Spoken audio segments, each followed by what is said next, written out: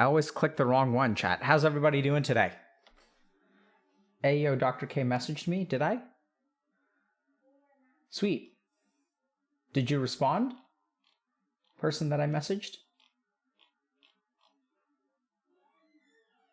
I was messaged by the doc. Cool. What did I say? No? How's everybody doing today? What up? Welcome to another HealthyGamerGG stream. We're being scammed? Okay. News to me. My name is Dr. Alok Kanoja. I'm a psychiatrist practicing in Boston. Just a reminder that everything we discuss today on stream is intended to be for educational purposes only. Nothing is intended to be taken as medical advice. So if you guys have a question or concern, please go see a licensed professional. Okay. So how's everybody doing today? Did y'all have a good weekend? Have a happy Halloween? Did we go trick-or-treating, chat? First time chat from viewer. Tina and Gina. I'm drunk. Okay.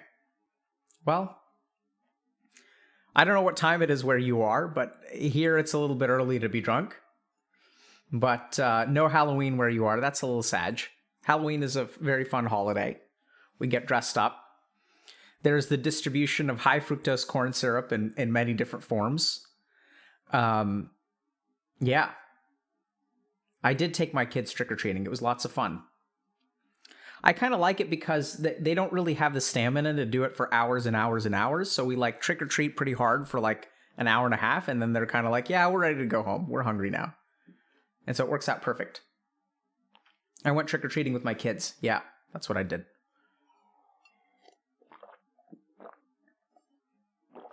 It's 10 a.m. and I'm tipsy. Oh my goodness.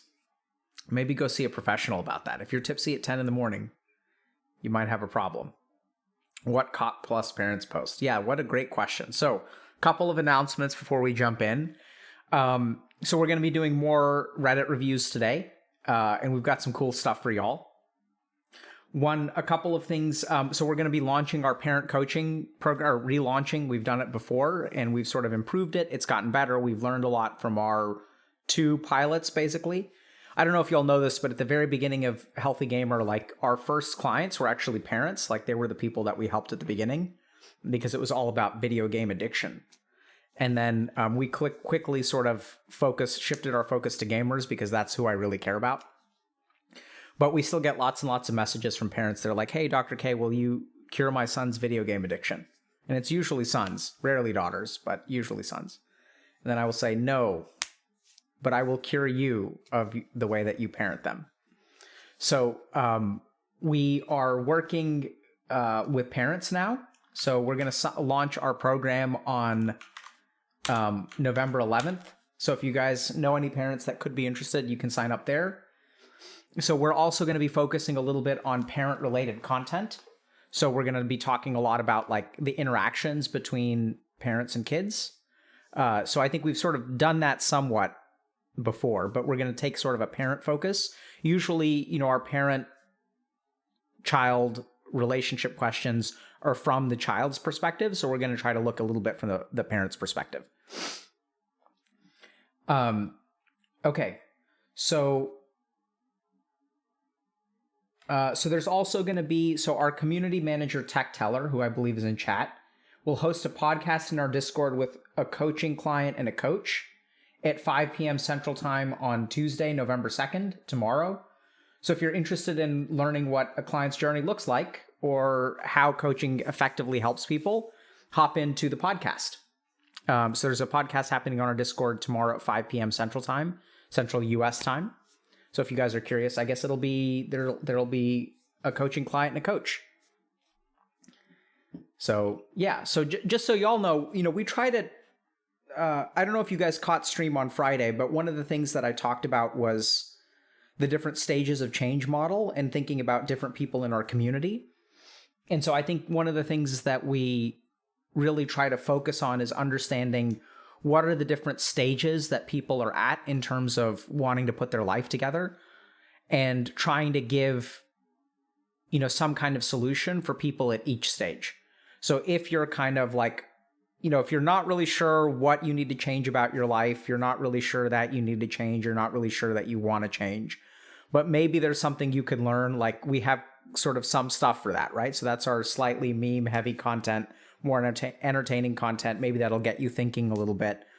And then once you're seriously thinking about stuff, you may want to change, but then there's a large part of you that doesn't want to change, right? There's a part of me that wants to get into shape, but then there's a part of me that like wants to play video games instead. So navigating that conflict involves a different set of solutions. So I think that's really where a coaching program comes in, for example. So to help you work through your internal barriers and internal ambivalence.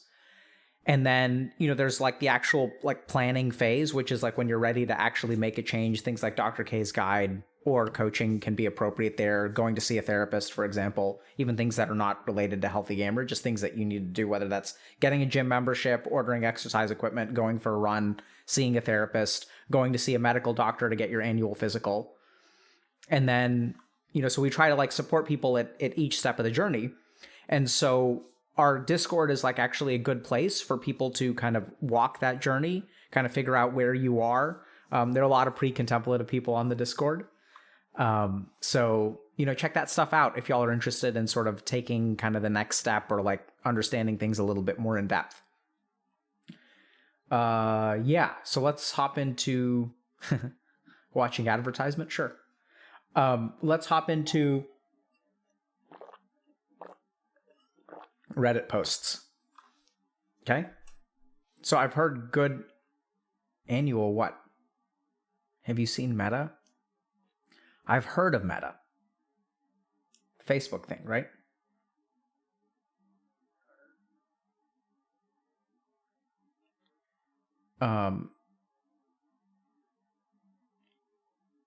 We're talking about Facebook rebranding, right? Yeah, I don't know, man. Is there really it's just a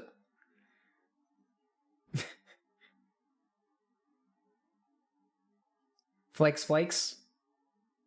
Welcome, buddy. I'm happy you were able to catch us live as well. Oftentimes live is more scuffed than post live.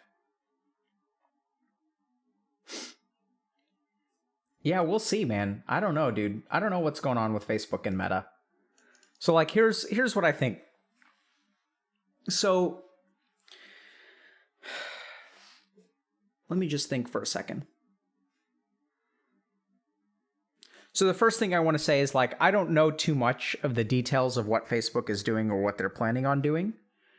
But I think that, we saw positioning for this when Facebook acquired Oculus, right? So I think that there's like definitely a opportunity for like augmented reality or VR stuff related to other parts of our life.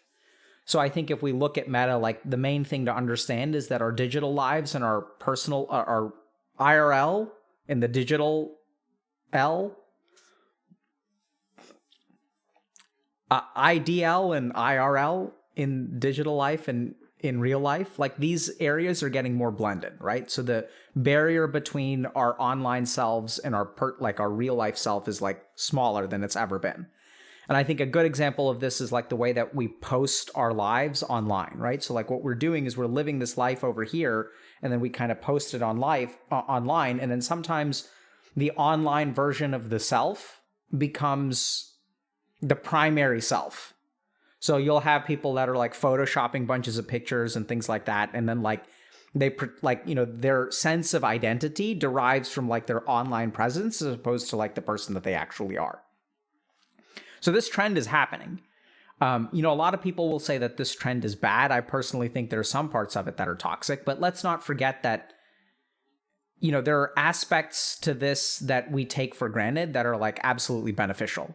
So for example, like, as people are posting pictures of the food that they eat and stuff like that, it's actually like a really cool opportunity to find good restaurants and find good food and things like that, right?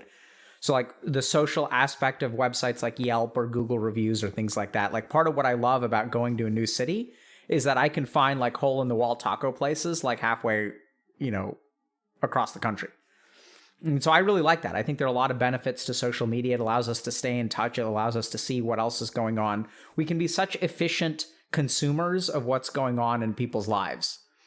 So So I think that there are some problems with it, but there are also like some benefits to it. And that's kind of our approach at Healthy Gamer, is that things are not, for the most part, good or evil. It's really about how we use it and using it in a restrained kind of manner. So in terms of like what's going on with metaverse, like I think it's theoretically integrating more of like our digital self into our, IRL self. I think it's going to come with a lot of problems because I see a lot of like mental illness manifest through the relationship between real self and digital self. So FOMO is a good example. And on a deeper sense, I think one of the biggest problems with social media is that it selects for the extremes. So there's like this cosmic middle child syndrome going on where like everything that's temperate gets squeezed out, right? So if you look at, what gets posted on your feeds, it's the things that get upvoted the most. The things that get upvoted the most or liked the most or whatever your metric is are things that are more likely to be extreme. And so then what happens is like we paint this picture of the world where like if you log on to like, let's say, I personally use Reddit, but like if you log on to your favorite social media website, all you're going to see is like the extremes of stuff. And it gives you this idea that like the world is falling apart because it's all these like, Karens that are attacking people in retail stores and like protests going on where people are being shot and like, other like crazy, like there's a volcano where something fell apart. And then there's some kid who's like jumping around on top of skyscrapers. And so like as a human being, when you wake up, like the sensory input that you get makes you feel like the world is like going to hell, right? And then we see all these posts about like climate change and depression and things like that. So it's like everything is just like getting catastrophically worse. And so the human brain is not designed to deal with that degree of negative input. So let me give you guys just an example. So like if we think about how the human brain evolved, like what was the society in which the human brain evolved? What kind of news did the human brain evolve with, right? So like I have a tribe of like my 150 noobs in ancient India, right? And then there's a tribe like down there, which is like 2 miles away, and we like interact with them once or twice a week. And so the scale of like good news and bad news, it's like, oh, someone passed away. Like that happens once every like 9 months. Good news is like someone had a baby. Like, great, there's a new baby in town. Someone got married. That too is like every like 6 months to a year. So our brain is not designed to get extreme amounts of news on not even a daily basis, let alone minute to minute basis, extreme news after extreme news after extreme news. And so when we kind of think about like where this existential depression comes from, the more that we get bombarded with like extreme good and extreme bad, because it goes both ways, and we'll talk about the good in a second, the more our mind is like getting overwhelmed by this stuff, right? So sensory input becomes more and more important. And if we don't control what gets put into our senses, we have an entire digital generation of people who are like burnt out and like not interested in living anymore. Like depression is at an all-time high. Anxiety is at an all-time high. Suicide for the most part has been really stable, but is actually climbing a little bit. And we kind of wonder like what's going on with society. And then we have like these different diagnoses from different people, right? So the boomers will say like, oh, the young kids are lazy. Like they'll say that, oh, like kids nowadays, like video games are the problem and like kids are lazy. We see this when we kind of talk about like a labor shortage, right? People are saying that there's a shortage of labor because people can't find employees to work jobs. And I think there's it's a more complicated equation, right? Because you can find employees, it just depends on what you're willing to pay to get them. So remember that if you have a labor shortage, there's like, what is the compensation you're offering for like the kind of labor? Because I think there's been a recalibration there that has been like an extreme recalibration. So, and everyone's kind of looking at the world and they're saying like, oh my God, like everything's going to hell. Like, what should I do about it? Meanwhile, we have the psychiatric profession, which is diagnosing people with depression left and right, which is, I think, a step in the right direction in a sense. But I think when there's a epidemiologic problem of this proportion, when you're talking about, depression being 300% worse over the last year than it was over the last like decade, I don't think that there's something in the food or water, right? Like, what is the public health change? What is the epidemiologic change that's leading to this depression? I don't think that suddenly there's a neurochemistry imbalance that's 300% worse because there's more DoorDash and Uber Eats delivering food. Like, I don't think it's that simple. So when there's like a rise in depression, like what's going on in the world? What's going on existentially? How are our minds being bombarded by this information? So we get bombarded with negative information, then we think the world is going to hell and it makes us depressed. And then it's no surprise that like taking an SSRI is insufficient to fix that problem, right? It's about finding your way in the world, which like is no longer simple. And the world is like a dangerous place. On the flip side of it, we also have stuff that's like elevated in our content based on like entertainment value, right? So like the most extreme positives get populated as well. It's like extreme cases of people saving lives and like this happening and that happening. And it's epic. Like that's the thing about the internet, right? It's always epic. And so epic good and epic bad. And then there you are, and you're not epic, right? Like none of us is like epic all the time. So you're like mediocre and I'm mediocre. And then you look at the world and you see epic bad stuff and epic good stuff. And you're like, where do I, like, I'm not fit like this person is. Like, I don't drive this kind of car.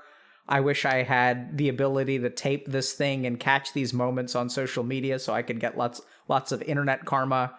And so like you're missing out on the good stuff and like the world is going to hell and you're kind of caught in between and you're like not sure what to do with yourself. All you know is that the life out there is way more engaging than yours is. Yours is drab. Right? You're not like in the middle of all these protests where like epic things are happening and history is being made and stuff like that. And then you want to do something, right? Because even the people who are getting like, gassed by the protesters that are getting gassed by like riot police, those people are doing something with their lives, right? Even if it's like terrible and it's like they're doing something, they're standing for something, they believe in something. And we're just meh, right? What are we doing? We're sitting here watching Twitch. And so I think this is what's happened with like the online content aggregation algorithm, right? Is it populates like the more extreme stuff. So what's going to happen with Meta? I suspect more of the same, except it'll be more intense, right? It's going to be like more dopaminergic. So like you're going to be able to vicariously experience in more sensory organs what a protest looks and feels like, right? It's going to be wild. And then it's kind of like, so I think it's going to be more engaging and we're going to see like worsening mental health. It's going to be more, on the flip side, it'll also be like more inspiring. So like, let's remember that for all the evils of social media, they do allow people to organize, right? For better or for worse. So we're going to see more of that. And I think we're just going to see more extremes of what we're seeing now. So what VR really does is amp up our interaction with the online world. Blur the boundaries between the real world and the online world. So I think that's what we'll see. So I think is whether it's bad or good entirely depends on our ability to regulate and practice some degree of restraint in terms of like what's coming. I think it could be great. Like it'd be cool to be able to play like virtual D&D. Like that'd be awesome. I've tried a little bit to play D&D online and it's just not the same as doing it in person. Like it'd be pretty cool if you could have imagine how cool it'd be to have like an interactive like D&D kind of session, right? Where you can like see things and you can lob fireballs and things like that. It's pretty neat. There's a lot of exciting stuff there. I think it'd be neat to, especially during, places like situations like the pandemic, like if we had a more robust VR system where we could interact with people, like that'd be cool. I think there's a lot of cool stuff there, and I think there's a lot of damaging stuff there. I think it's just all about understanding and kind of behaving responsibly, ideally as a company or definitely as a consumer. You have to be aware of social media hygiene. And if we're not careful, we're going to see worse, like things are going to get worse. Like depression is going to get worse. Anxiety is going to get worse. FOMO is going to get worse. Instagram reality is going to get worse, where people like pretend to be something online. Like online dating is going to be potentially way worse, potentially way better, right? Because you can sort of virtually interact with people now, potentially. But then, their avatar may not relate who they look to, who they look like in real life. So we'll see. Okay. That's what I think about Meta, I suppose. We'll see. Because the other thing that I want to say is I think people, at least I'm not very good at making predictions, and I don't know that many people are.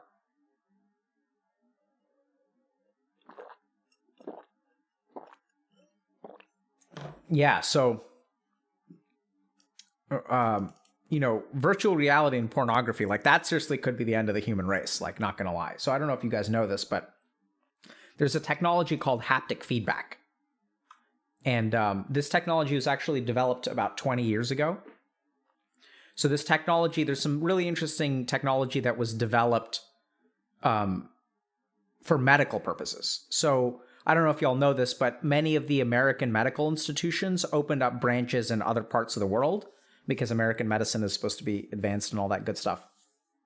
So you had all these places like the Cleveland Clinic and Harvard and places like that will like open up external branches in foreign countries. And part of what, as they were sort of developing kind of the technology for remote work, they developed a glove. And the glove has this haptic feedback where there's like one source glove at the site, and then like a physician is wearing like a comparable glove. So what one person does is wears a glove, and then what they'll do is like palpate something. So palpate means to touch. So as doctors, like, we'll touch things to see like what's broken. So if like your shoulder is like dislocated, like I'm feeling around to see like, okay, where's the head of the shoulder? Okay, are the nerves intact? Like, where bones are okay. Okay, scapula is okay. So you can kind of do a physical exam to see if things are intact. And the cool thing is they developed this glove where one person is like, feeling around, and then there's another glove, an ocean away that feels the same resistance of the source glove. So you can kind of feel what the other person is touching by wearing a matching set of gloves. So at some point, VR and haptic feedback is going to invest in that technology, and we're going to have a physically sensory experience in VR that's going to be, you're going to feel things in your body, right? Someone's going to develop the technology at some point. And if we're not careful, like that'll be the end of the human race because people won't procreate anymore. And like we're just 1 or 2 steps away from that technology. So be careful, chat. Be careful.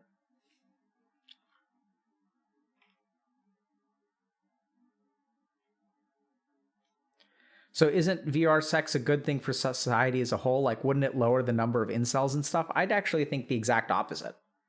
I think as VR sex becomes a thing, I think it's going to make it harder for people to engage in healthy relationships.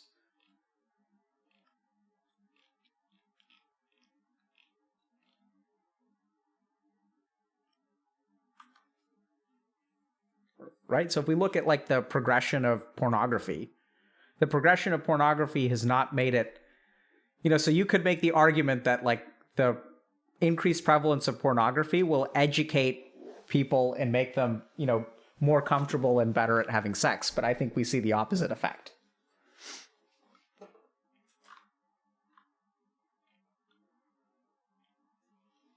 Right? I don't know, man. Like,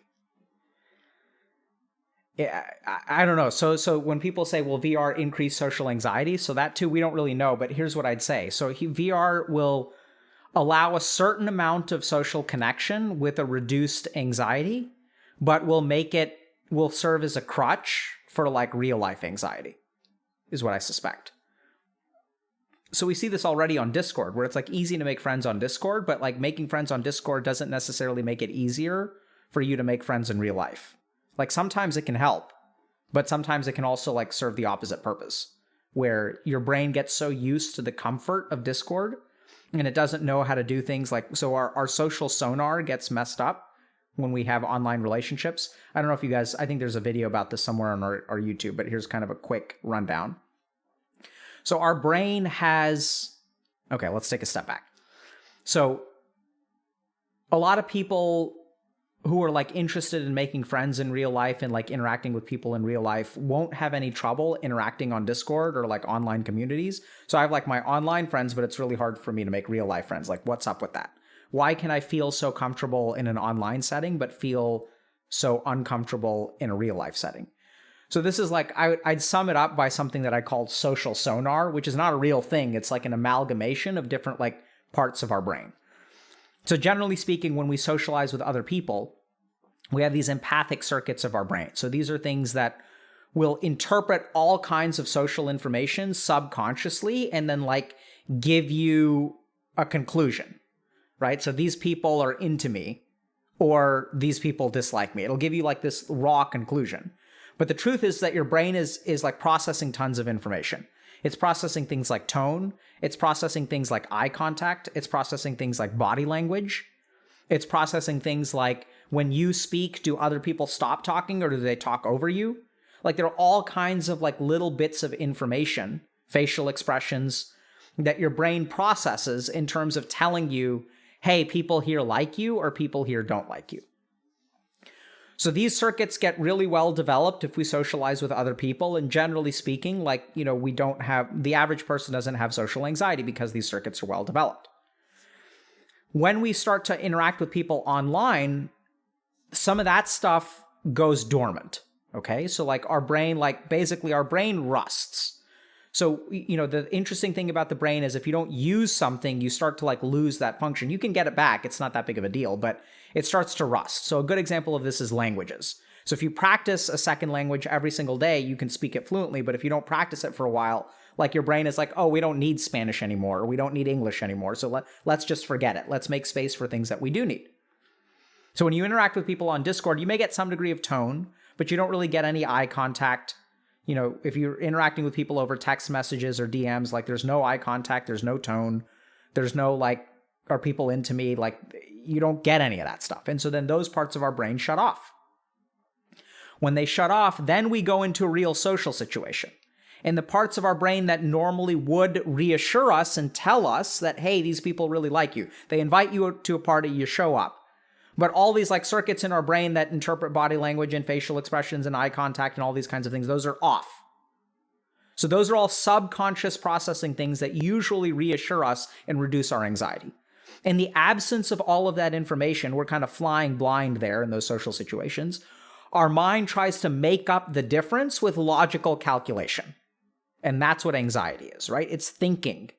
It tries to deal with the subconscious absence of information with overly conscious thinking. So then we think and think and think and think and think and think and think. And the truth is that doesn't really reassure us very much. It just hyperactivates our anxiety and then like tends to make things worse. And so then what happens is a lot of people will like resort to substances to reduce that level of thinking and then be able to be comfortable with people. And that's kind of the cycle of what's happening with online interaction. So we interact with people online. Our social sonar gets kind of blunted. Then when we go interact with people in the real world, like the empathic circuits of our brain are like kind of they're off. And then we don't really know how to feel about things. It's really hard for us to be reassured. We replace it with like over anxious thinking, right? Or anxious thinking, like overthinking. It doesn't really reassure us. Then we're like, oh my God, I have social anxiety. And then some people discover this solution, which is substances. And they're like, oh man, that makes things so much better. So I know it's kind of weird, but like the solution there tends to be quite simple. It's just go and hang out with other people. Even if you don't like it, you can just interact with people socially, like in brief periods of time. You know, the next time you're at the grocery store and checking out, just say hello to your cashier. You can start with something as simple as that. Nod to someone as they walk down the street. You know, if there's like a dog that's playing in a park and you like dogs, like ask if you can pet the dog and just like interact with humans. And the cool thing is, much like a foreign language, like you guys don't have to worry about fixing it. You don't have to try to fix it. All you need to do is expose your brain to the right kinds of like stimulation, and then your social sonar will like reactivate. And if you do it long enough, like you'll remember a language, right? If you used to speak Spanish and you forget it and I drop you off in like Spain, after like a couple weeks, like you'll learn it again. It'll happen automatically. That's the cool thing about the brain. You actually don't have to do a whole lot. You just have to put yourself in the right situation. And all the while, just remember that this is going to be deeply uncomfortable for me. And the more that you kind of do it, like the more comfortable it'll become. Anyway, that was kind of random. Questions? Thoughts?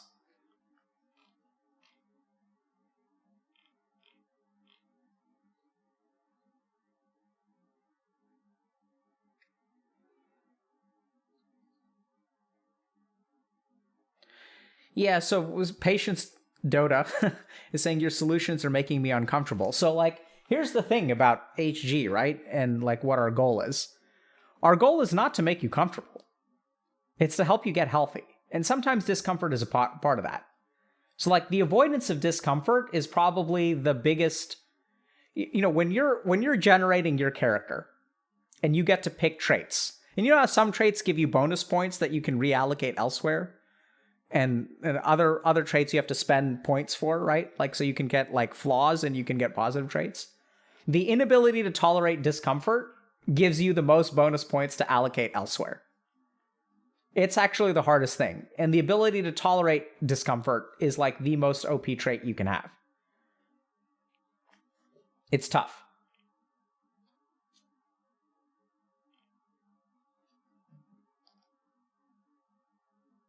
Invested in the long skill tree, yeah, man. It's rough.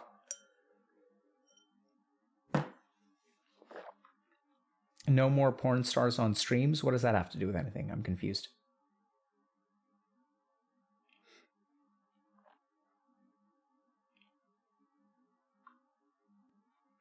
Yeah, so the cool thing is that the neat thing about life is that you may not be able to respec, but there isn't a limited number of points.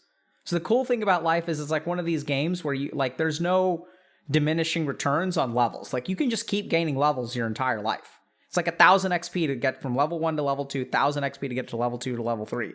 Like that's literally how your brain works. Like you can spend a year, learning piano, and then like you can spend a year learning guitar, and then you could spend a year learning the oboe. Like you can just learn as much as you want to. Like it's just about, whether you do your dailies. Like there's no cap. There's no cap on like level. There's no level limits on life. There's no like talent points like cap on life. It's just about how you spend your dailies. It's just if you're AFK for a day and you don't do your 15 dailies, then like you can never get those back. But there's no cap. Right? That's like literally like, that's why I spent 7 years becoming a monk, and then like I just went to medical school and then became a psychiatrist, and then like quit that job 2 or 3 years ago, and now I'm a streamer. Like what the hell? You can just do that, chat. You can just go and do something. It's just about how you spend your days. There's no like artificial cap. There's no level cap. Like you can just get better at everything.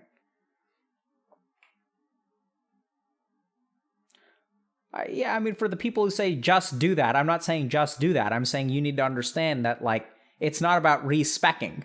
You don't need to respec. There's plenty of talent points available. And this is the problem, right? Is when we think that, I need to respec because I have wasted time. Like, you may have wasted time, but it's kind of irrelevant because it's not like you need that time. That's the biggest problem, right? The idea behind respecking is people are like, I wasted time. That's only an issue if time was a limited resource. But whether you started, 4 years ago or today, like the work is still the same. You can still move forward. You can still level up. Like, I don't know if that makes sense. And for people who are saying time is a limited resource, like that's kind of interesting. I know we talk about it that way, and I know according to the laws of physics and biology, it's that way, but I encourage y'all not to think about it that way. In a sense, it's limited, and in a sense, it's unlimited. Because it's like, you're going to have lots of time today, you're going to have lots of time tomorrow. You're going to have the same amount of time, whether you wasted it or didn't waste it. And a lot of times people get so caught up in the time that's been wasted that, they can't use the time that's useful, like in a useful way. So just forget about the time you've wasted. Forget about time being a limited resource. What I'd say is that so maybe think about it in this kind of limited resource, which is that you've got 24 hours in a day. So it's just about using today well, right? Don't worry about all the time that's been passed, and don't worry about all the time that will come. It's like, what are you going to do today? That's the main question.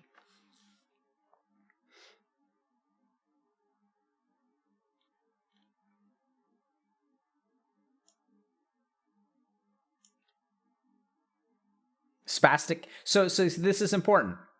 So this person is saying, Kaninoki is saying, I'm going to do spastic catching up. See, that's the problem, is that the idea of catching up only exists with time that's been wasted. So what makes it spastic is that you have to catch up. And now what you're doing is like you're burdening yourself with the idea of making up for lost time. the more that you burden your mind with making up for lost time, the worse your performance becomes and the harder a flow state becomes. And then you don't end up doing a good job anyway. If you just did the work without worrying about catching up, you'd actually do a better job at it. So let go of catching up. That's a huge, important part.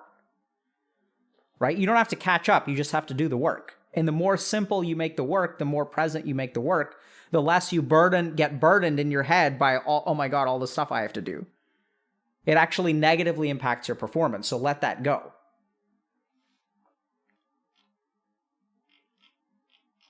It's hard. I'm not saying it's easy. It's just, there's a whole video about that. This is the whole falling behind thing in Dr. K's guide. There's a very common samskara or like psychological like complex that holds people back where they feel like they've fallen behind. Yeah, so there's a lot more details in the guide about how to deal with that. In my experience, grieving the lost time helped. Can you recommend it? Yeah, so I think grieving is a very healthy thing and is something that probably we should like teach people how to grieve and mourn. So grieving and mourning is like the process of letting go of like the past, right? Like that part is over and it helps people like look forward.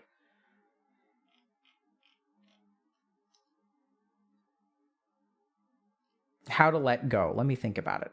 So if you guys want a meditation practice for letting go, I think, is it called a mandala?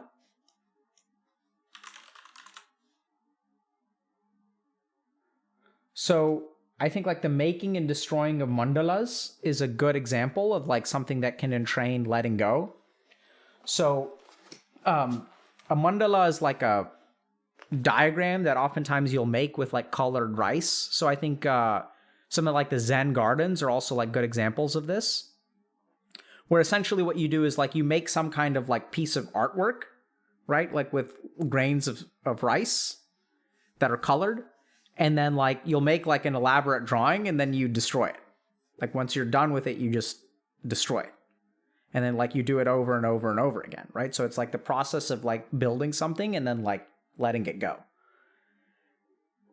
And so people say like, that's cruel. Well, interesting, right? So what's cruel about that?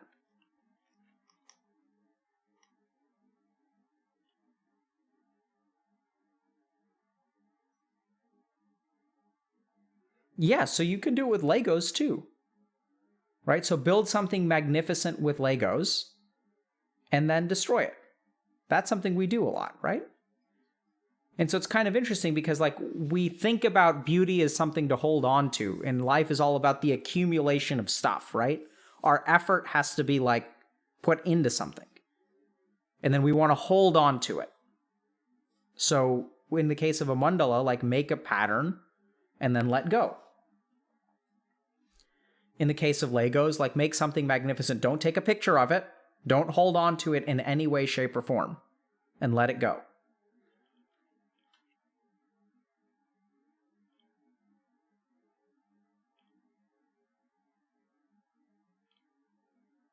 Yeah, it is hard. You're correct. Though remember that the goal of meditation is sometimes to give us an opportunity to practice things for the other parts of our life. So people who are good at making mandalas are better at surviving breakups, right? People who understand that life is impermanent in and of itself, like that the nature of life is impermanence, and that a lot of our suffering comes from a desire of permanence. I don't want this moment to end. I don't want this to end. I don't want this to end. And in that process, we sort of actually lose out on so much goodness. Because it's going to end when it's going to end. You can try to do everything you want to, but at the end of the day, it is not ours to control. It is just ours to experience and hopefully enjoy. Yeah, so someone else is saying beautiful, right? So like beat XCOM on Iron Man and delete the save. Like playing Iron Man is a good example of, so when you play an Iron Man game, that's like, embracing life. It's like there is no backup. There is no security. And it can actually make it more fun. That's what like the yogis kind of discovered. Or actually, I don't know the yogis. They're more Tibetan monks or Chinese monks, Buddhist monks. I'm not quite sure where they were geographically. But they sort of discovered that like embracing the idea that life is impermanent is part of what makes it enjoyable and like easier to live.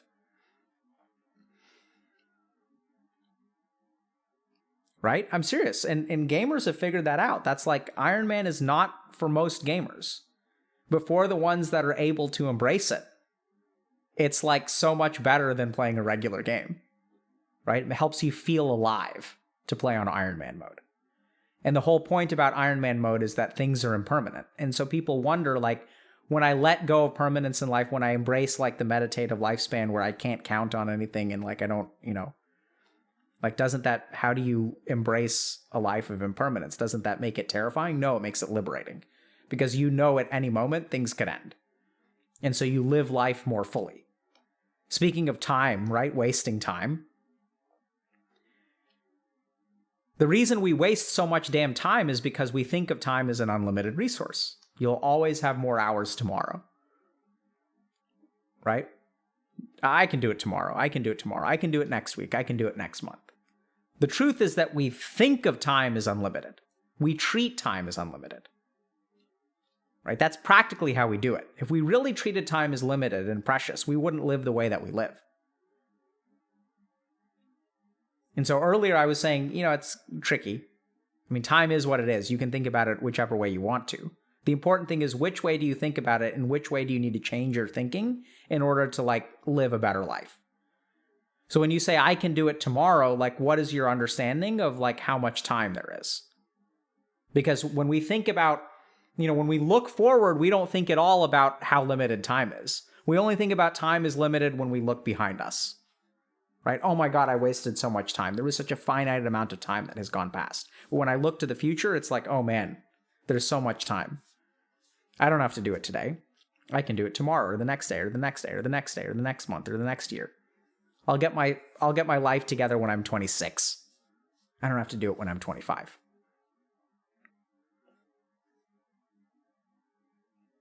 So think about it. Take a look at yourself. Think about what you want to do with your life. Think about how much time do you really have? What do you want to do today? That's the question.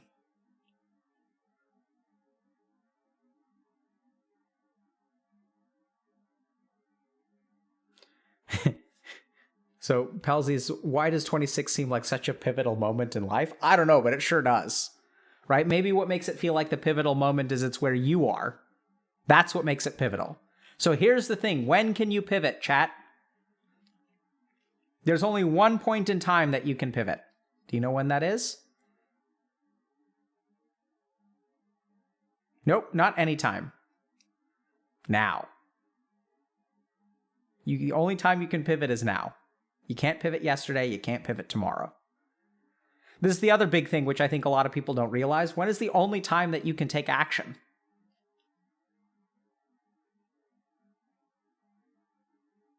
Action can only be taken at one point in time.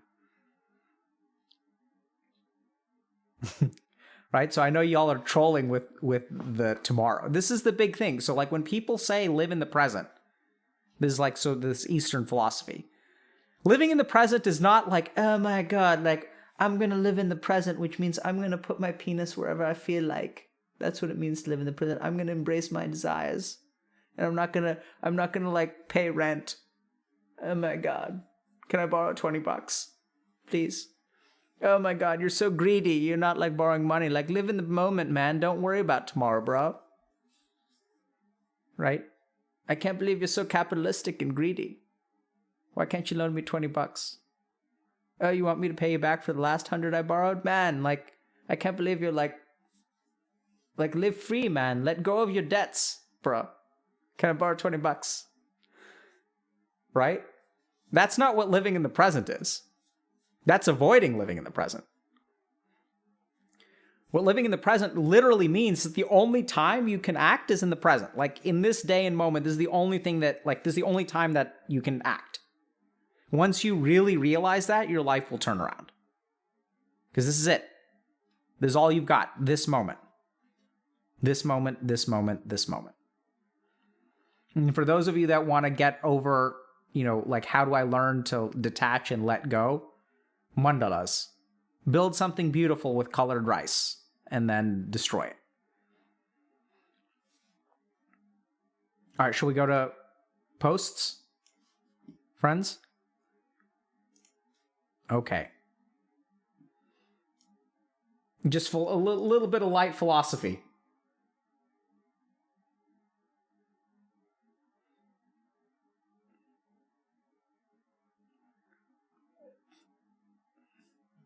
Yeah, I thought we were doing posts like 51 minutes ago. Yeah, fair enough. Okay, so we're going to watch this thing. All right? I don't know if y'all have seen this, but I've heard some devastating things. Hello, everyone. Welcome to Parent Aware, where we provide parent. Oh my God.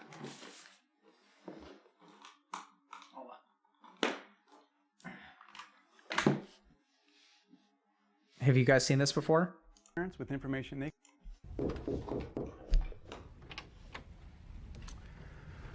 Hello, everyone. Welcome to Parent Aware, where we provide parents with information they can use to keep their kids safe. I'm Sergeant Brian Gunsley with the Orange County Sheriff's Department, and today I'm going to show you how to search your child's room. The first step is to remove the child, or the teenager in this case, from the room. You don't want them in the room because their protests may distract you from doing a thorough search. Hey pal, gonna need you to leave the room. Thanks, we'll talk later.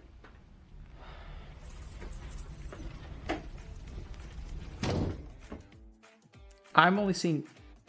It's important to search your child's room every once in a while, like I would say about every 6 months. Unless you... I only hear audio from the left ear too. What's up with that? That's a video thing, right? Okay. Suspect that they're using drugs or alcohol, then you're going to want to do it more often. The way I would search this room is to split it into sections. So this would be my first section to do, and then another section would be maybe this area right here, and then the closet, and then this bed, and then probably anything that's on the floor. So what I recommend is to start searching from top to bottom and then left to right. So here I would start just searching in this plant, and then go across to the right, and then we'll search into whatever containers that are here. I always want to look inside the containers and inspect things thoroughly. See, here we have a container with, looks like a place for someone to hide something. So I'm going to hang on to that. Certainly want to talk about that in a little bit. And then just kind of look through everything. Does this? When it comes to books, you just want to search through all the pages and just see if you see anything. Here we have a picture, it looks like, of a child with a gun to their head. This may indicate that they're thinking about committing suicide. So that's something that we want to talk about with our child. Dude, this is insane.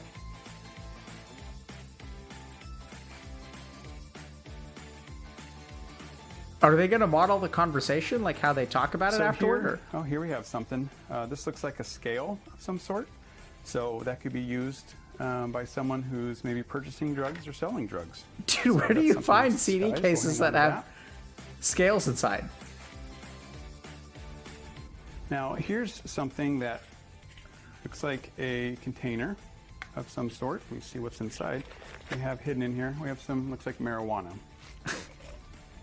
So I am going to hang on to this. We're going to have a little talk about that. What? This is a concern. Isn't this just going to teach your kids? Use this to get high. Just going to teach your kids not to hide stuff in their room? So if you have dust off or any type of computer duster in the room, we want to remove that because that could be used as something dangerous and that could be deadly. Compressed air is deadly? And also, it's very important to be respectful of the child's property. Oh, yeah. Be respectful. When That's you're doing important. This because when you rifle through other belongings. It's just the appropriate thing to do. Here we have a vaping It's appropriate device. to be respectful. We're going to hang on to that. Who has like 6 pieces of clothing in a drawer? Okay, there. And like I have a pipe. 1 piece of drug paraphernalia per drawer? Socks. Like the ratio of drug paraphernalia to clothing is 5 to 1? Here, An empty drawer? And then if you notice anything that's unusual in the room, like this is toilet paper and Ajax? Unusual. Nothing, I don't see anything with that. Abrasive cleaners? What is this, Fallout? In his room. So random amounts of abrasive cleaner are found in each and every drawer that you open? Another container. that we will talk to him about. And certainly you want to collect all these items. What on earth? They shouldn't have them in their room.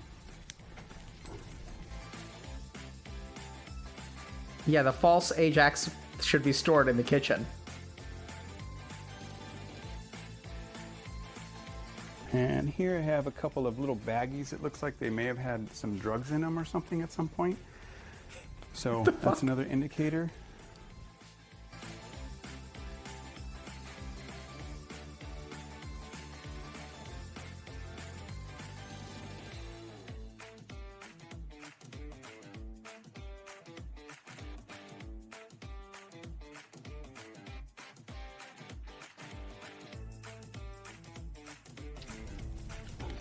So this looks like it might be something. I'm familiar with this as a container. So this is something that people can buy online, these hidden compartments. So as you can see, it has liquid above and below, but the container, it's a false container in the middle that people can hide things in there. Hang on to that. Journals are good to go through. What? As a parent, you have every right to search your child's room. There is no legal problem with that. So be sure to take advantage of that and search your child's room while they're under the age of 18. Here, we just want to take a look through the journal and just see if there's anything suspicious. And here's a page where it looks like they're drawing pictures of marijuana references on here. And then usually just go through the bed. You can remove the sheets and all the bedding and just take a look at the mattress. Make sure the mattress doesn't have any openings in it where someone could put or hide something in What here. kind of relationship do you think that this person, like... And that may match up with the pills that we found here. So that's good to have. We'll need to find out more about that. And then you want to search underneath, and we have Budweiser found underneath here. A bottle of warm beer underneath the bed. That's next level plays, chat. The last area that you want to search is now everything that's I'm just going to have a random smattering of pills, warm beer, fake Mountain Dew containers. We'll just go through some clothing. Of course, the pockets always is where you're going to find stuff. So these are indicators that... Dude, I'm pretty sure that if your parents regularly search your room, you're just not going to hide anything in your room, right? And then, of course, the backpack. Now, the best time to probably do a search is when your child is at school. Do the search of the room, and then when they come home, finish that search up by checking the backpack. And you can also have them remove, especially if you found all this, you're going to want to have them remove anything that's in their pockets, and you want to check the backpack. And so in here, we're finding a few more items. This is a vape device. Let's see.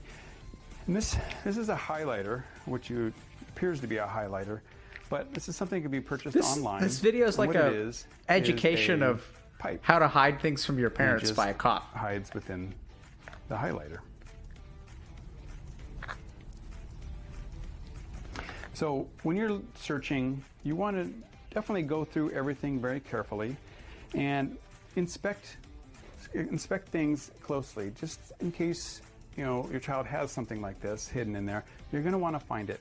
It's very important to conduct a safety search like this because you want to know whether or not they're using drugs. Best way to prevent adult addiction is to intervene early when they're young. So this is the time to prevent a lifelong struggle with addiction. Thanks for watching Parent Aware. I don't know about that, man. I gotta say, I don't know. I mean, so intervening early is definitely the right move, so I can get behind that. I'm just not sure that alienating your child and like searching their room is like the right intervention.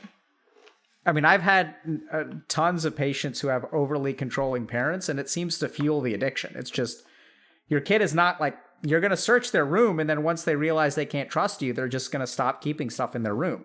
And they're going to go over to a friend's place. And all it takes... So I'm going to share with y'all a story, okay? So people were looking at adolescent marijuana use and parenting styles. And what they found is that there are some parents that are like very controlling and some parents that are really lax. So the interesting thing is that all it takes for teenagers to use marijuana is to have one parent in their social circle who is lax. So all you need is like one parent who's like hands off, and then all the kids go to their house and they smoke pot. Like that's what happens. So I'll see if I can pull up the study for you guys, but it's really interesting. And it was looking at like social networks and like the influence of parenting styles and the friends, your friends' parents, and how your friends' parents use how their parenting style affects like an entire school's usage of substances. So I mean, this felt to me like, so I'm with the police officer to a certain degree that, you know, some things kids don't have a right to, but like I can't think that this is a healthy way to engage with your child. Like this just seems incredibly violating of trust. And I don't know exactly, I mean, what you, so like once they turn 18, you're going to stop searching, and then suddenly like they're going to be fine because you've prevented them from using drugs through your, you know, draconian measures. I'm really confused by what I'd be really curious what the outcomes of this are. Like, kind of curious, chat. Did you guys have parents that regularly searched your room?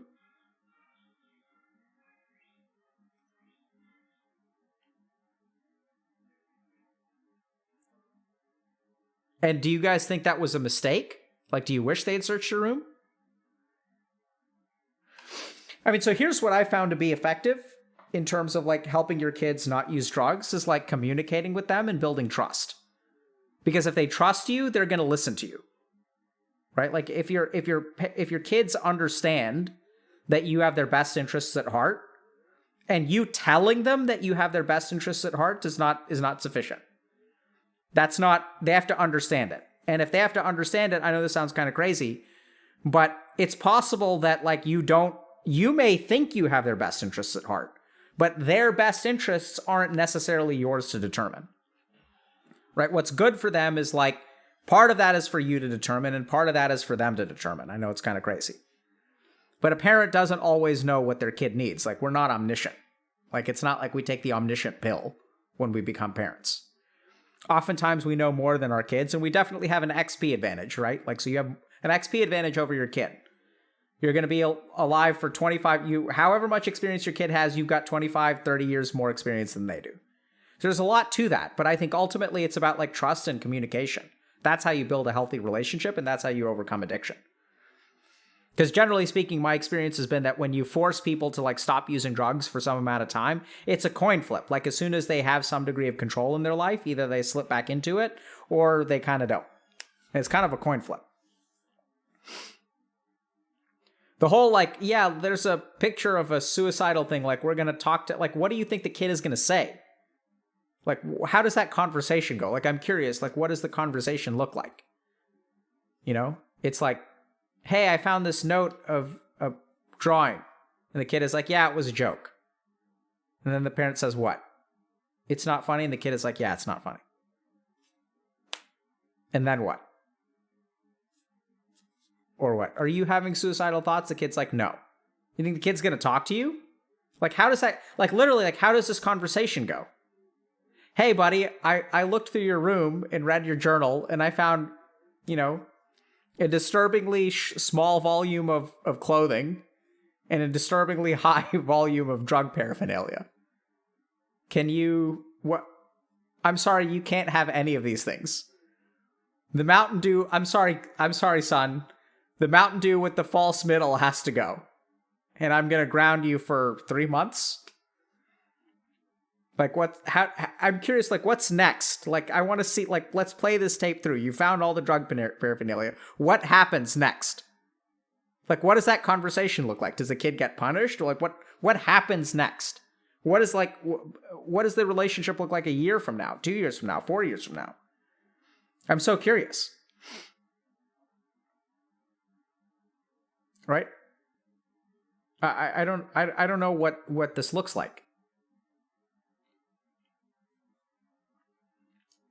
Maybe we can find those people and have them come on.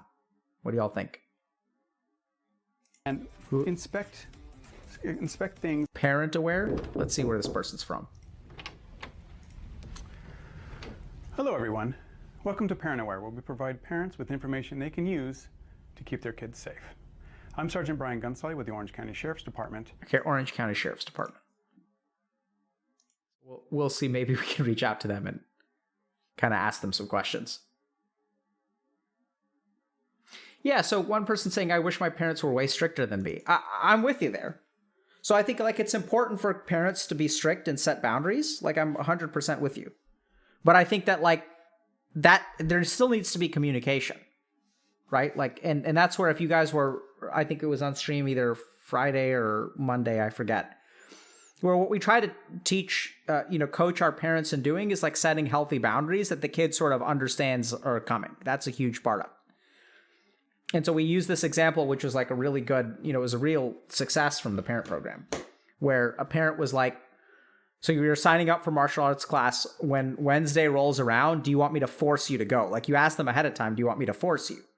Do you want me to be strict? And the cool thing is if you've established a communication with your kid, if you've established trust with your kid, they'll say, yeah, I want you to force me. And then like, it's awesome because you're going to support them. You're going to force them to go. They're going to hate you for it, but you have their permission. So they're not going to like resent you, right? They're going to be grateful for you forcing them. Whereas right now, what tends to happen is most parents who force their kids wind up with resentment. And then parents kind of get stuck. Like, I don't blame them because then they're confused. They're like, do I force it or do I not force it? And then some kids will be resentful to their parent either way. So if you force me to do it, I'm going to resent you for making me do it. And if you don't force me to do it, then I'm going to blame you for not pushing me hard enough. The parent's in a lose-lose situation. Y'all aren't making it easy on them all the time. Let's be honest. Is chat frozen? Okay. So it's not always easy. And so it's like, it's kind of not fair. Like the situation we as children put our parents in, which is like, be perfect. And I just don't think that like, that's, it's hard. So what we have to do is end up like, I think the solution is communication. It always comes down to communication. Because at the end of the day, the parent-child relationship is a relationship. And that means that y'all are like on a team. And it means that you have to coordinate, right? That's like the success. That's where success comes from, is coordination. That was wild, though. I don't know what to make of that. Okay.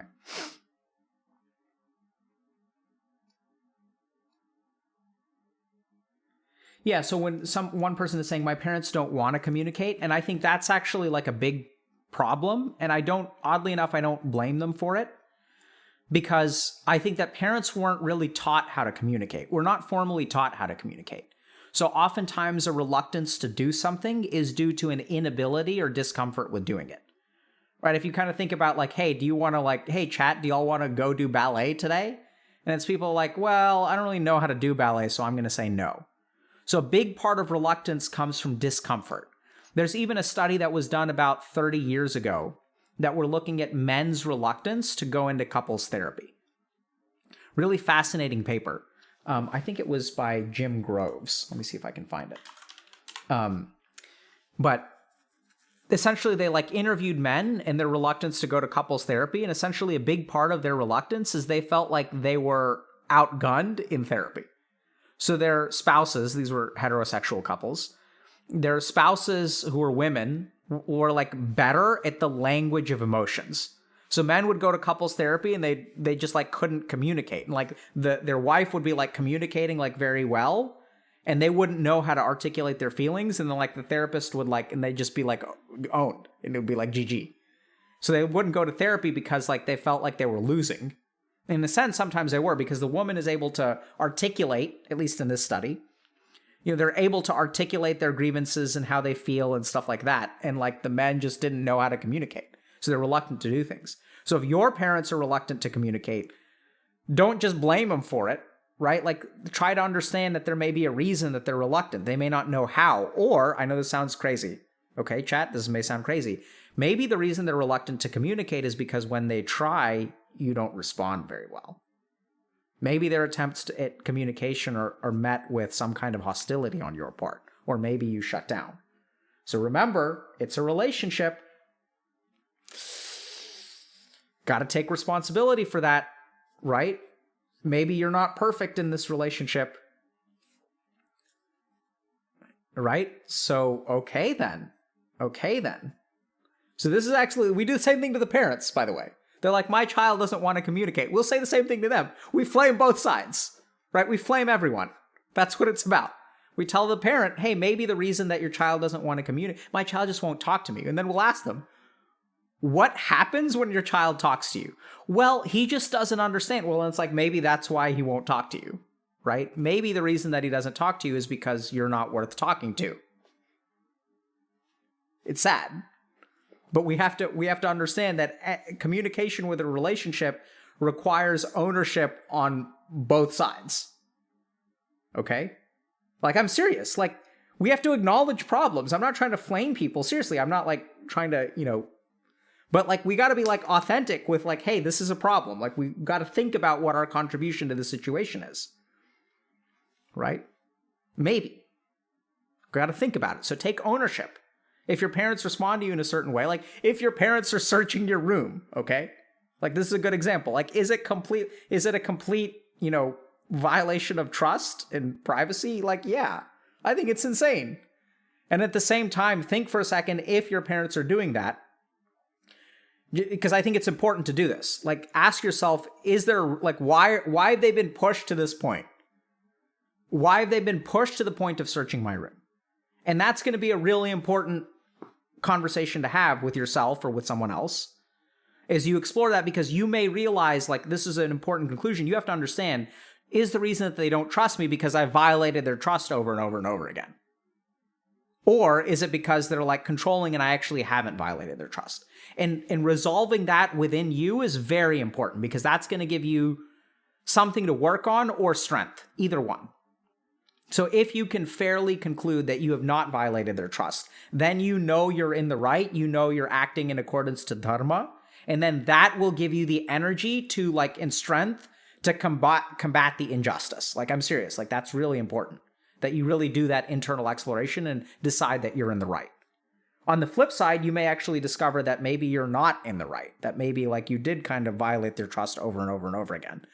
Which sometimes happens, right? So sometimes kids will violate their parents' trust. And if you have violated their trust, then that's something you need to own up, right? That's something you have to own and acknowledge. And that maybe the reason the parents are searching your room is because you've pushed them to the edge of sanity because of the way that you act. Right? So this is where what we really try to emphasize at Healthy Gamer is, like, for both sides to take whatever responsibility is theirs. And I'm not saying that one side is more responsible than the other. It comes down to the case. I've worked with, kids that are like absolute little sociopaths. And like the parent, like, the kid just refuses to take ownership over everything. And then like that's screwed. And then I've had parents who refuse to, complete narcissists who like refuse to take ownership over anything. And that relationship is screwed too. The relationships that are screwed are the ones where at least one party refuses to take ownership over their flaws. If you want a relationship to succeed, both parties have to take ownership of their flaws. I'm not saying it's 50-50. That's the other thing. It doesn't have to be 50-50. One party can screw up more than the other party. But it's tough. Because it's so easy to blame the other person. So I'll give you guys a quick story, okay? Quick Dr.K lore. I guess it's not really lore. So I was consulting with a company. And the company had done really well. They'd grown by like, they started in year 1. They did like pretty well. Didn't quite turn a profit. Year 2, they grew by 400%, started turning a profit. Year 3, I'm working with one of the co-founders. And he's like, yeah, I'm going to get out of this. I'm like, that's insane. Like, it seems like things are going really well. And he's like, yeah, like, there's a problem. And I'm like, what's the problem? He's like, well, either me or my partner, he said, me or my partner is a malignant narcissist. There's just an argument over who it is. There's at least one malignant narcissist amongst the 2 co-founders. They just can't decide on which one is the problem. And so he's like, yeah, so I'm out. And so you need, for any relationship to work, you need both parties to take responsibility. And sometimes that responsibility means, like, if you really aren't, like, if you've got, a borderline parent or narcissistic parent, it means like taking the right amount of responsibility, which may not be much. It may be like, actually, like, I'm okay here. I didn't actually screw this up. Because this is what also happens with narcissistic parents, is that they will assign blame to the child that is unfair and leads to toxicity. So an appropriate assignment of blame is very, very important. So you got to be careful about that.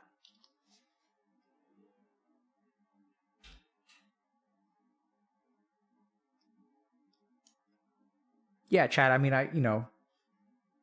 okay. Let's do another quick parent post. This is a good one. Okay, father here. My son is about to turn 14 and was diagnosed with depression. I struggled with what to do/avoid. What would you have hoped your parents had done? I want to see him happy again. More importantly, I want him to not to be felt left alone. This isn't easy. One specific point is video games. It's the only thing he craves and wants. On the other hand, he falls into a deep hole every time he needs to stop playing. Update. I'm overwhelmed by all the kind words and meaningful advice. Some of your stories are sad, and it's special you came here to help me regardless of you having been left alone. You were great. Awesome. So this is a great post. And I think what makes it so good is that the first thing is that the dad is like, so dad has a 14-year-old son who is diagnosed with depression. Dad is figuring out, how do I help my son? And then is also kind of concerned about video games because the kid craves video games, but at the same time falls into a deep hole every time he needs to stop playing. So I think the first thing is that the first good thing that dad is doing is admitting some degree of ignorance. Okay. So I know this is hard, but oftentimes as parents, we're pretty ignorant. And I think the more you admit that you're ignorant, the better chance you have of sort of navigating things correctly. Right? We see this in medicine as well, where so one of my mentors once told me, respect the medicine and the medicine will respect you. What does that mean? It means don't take things for granted. Even a simple pneumonia can be fatal, right? Simple things can be fatal. You have to respect the medicine and the medicine will respect you. So in that same way, respect the fact that you're not a perfect parent and you have your best chance at becoming an excellent parent. So the first thing is that the parent is acknowledging that they don't know everything. They're seeking external help, right?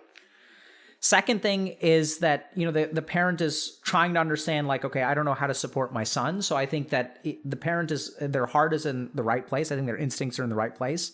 The most important thing you can do is let the child not feel alone.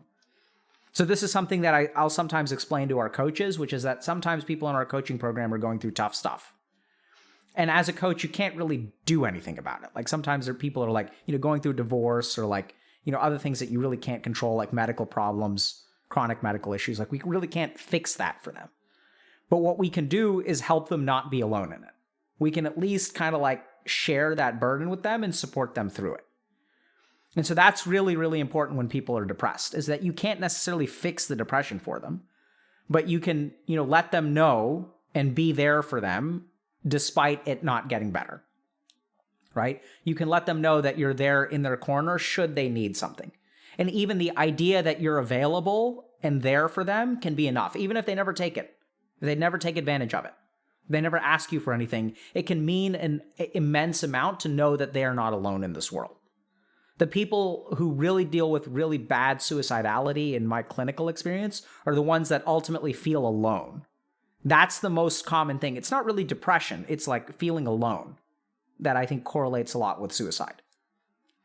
So I think your heart is in the right place in terms of, wanting to make sure your son doesn't feel alone. Now, on the second point, what should you do? How do you approach this? So I think sharing your concerns and your fallibility is actually really healthy. To approach your son and say something like, I know you were recently diagnosed with depression. I'm not quite sure how to support you, but I'm going to try. I know this is a new experience for you and it's a new experience for me, but I hope that if we kind of work at it together, we'll be able to get through this. I'm optimistic that we'll be able to, and I'm here for you. I don't know how. I don't know when. I don't know what it's going to involve, but we'll figure it out together. So that's the message. You don't have to have all the answers. All your son really needs to know is that you're going to be there for them and you're going to try. And very practically, it sounds like the kid already got a diagnosis, so it sounds like you're plugged into mental health treatment, which is a really solid plus, arguably also the most important thing. Now we get to the video games, right? Because dad has a very valid concern here, because let's remember that video games can be something that can actually help your child when they're struggling with depression, right? So they give your child kind of an escape. There are online communities, people that they can connect to. There's a sense of connection with people online that they don't have to be embarrassed about, how they look or what they wear or anything like that. Like, social connections in real life can be very judgmental. People can get judged for their weight, the color of their skin, all kinds of stuff, whether they have acne on their face, especially if they're 14. So sometimes meeting people online can be like very comforting because they don't really judge you. I mean, arguably they judge you more because the internet is a judgmental place, but it's surprising how non-judgmental the internet can actually be. How much authentic support that has no strings attached. What you can find on the internet like that. And at the same time, dad is noticing that when you get too much into video games, that maybe like it's negatively impacting you. And so that's also true as well, that games can serve as an escape, but they can also become a crutch. They can also become an addiction that will feed the depression. So I think having a very solid conversation with your kid about understanding what do you like about games, it's the only thing you look forward to. I want to make you happy. So to acknowledge those things, to understand those things, what do you look forward to about games? What makes them happy? What do you want me to do in relation to your gaming? Do you want me to support you in doing it? Is that really what you need right now? And also raising your concerns. Even though I know that the games are really good for you and I want to support you, at times it seems like they actually make things worse. At times it seems like when you play video games, even though you feel good today, you're not able to do your schoolwork, and then your depression seems to get worse when you start failing your classes. How do we navigate this? That's the key question. To raise the benefits and the downsides, put them to your kid, and then ask them, how do we navigate this? Give them some ownership of it, right? Empower them to decide like what we should do or what they want to do. And then as a parent, ultimately what you want to do is set a boundary. And once you've had this conversation, then you can actually set a firm boundary, and you can say, okay, I understand that you want to play video games. I understand that they make you happy. So this is like what I think you want to do. At the same time, because your grades still are important to you and like these other things are important to you, I'm going to have to set some limits around them. What do you think about that, right? So ask for their feedback and say that, okay, I'm going to try this for a couple of weeks, and if it doesn't work for you, we can reevaluate. Let them know that nothing is set in stone. It's a trial period. So what I want you to do, I'm going to try to help you with your homework like 3 days a week. And we're going to make sure that you at least do the bare minimum. I'm not telling you to get straight A's, but can we shoot for like a 3.0? How do you feel about that goal? And if it's really hard to study, we can try to reevaluate. But I want you to like study 3 days a week, and then you can game like, let's like make sure you do 3 solid hours of work on Monday, Tuesday, and Wednesday. And come Thursday, we're going to check in. I'm going to ask you, hey, have you felt like you did enough work for the week? Or is it really hard? Okay, go ahead and just play. Don't worry about it. Why don't you take Thursday, Friday, and Saturday? Like, I don't want you to touch a school book. If you want to game, go ahead and game. We're going to go for a hike on Saturday morning. You can game all evening. And then Sunday morning, we're going to wake up and we're going to focus back on school. How does that sound? Right? Check in with them. And the truth is that like kids want to do well in school, right? And if they don't feel like they're doing well in school, ask them about it. Don't just take their games away. Hey, what makes it hard for you to do well in school? Right? Like try to inquire, try to understand. Is it the depression? Is it something else? Do you ever feel like you've got ADHD? I know it's something that kids struggle with a lot. Is it the subjects are boring? Like what can we do to help? How can we figure this out? Right? So it's about communication. It's about still setting limits, because like we had someone earlier in chat who was saying, my parents weren't strict enough. So as a parent, you do need to be to a certain degree strict. Like your 14-year-old with depression is not going to be mature enough or in the right frame of mind to make good long-term decisions for themselves. So you want to respect their input, get their input, and then set limits that incorporates that. Right? You don't want to sort of be like a dictator from the top saying, this is what we're going to do. We're going to search your room, because instead of asking you, hey, are you using drugs? Like maybe just ask your kid. And if you have the right kind of relationship with your kid, they'll tell you. Right? They'll tell you. Like I know it's kind of crazy, but if you have that kind of relationship, they will tell you themselves. And so it's about communication. It's great that you're trying to understand if you're like you're that dad. And at the same time, like, it's okay to set limits. But work with your child about what those limits should look like and reevaluate on regular basis. Right? If 3 hours, 3 days a week isn't enough, then maybe you got to make it 4 days a week. And you can say, like, okay, so like, let's do Monday through Wednesday. And I really want you to try to get all your work done. I'm going to try to help you. We'll sit down. I've got to pay the bills on Mondays anyway. So we can both sit down at the dinner table. We're going to both do our work.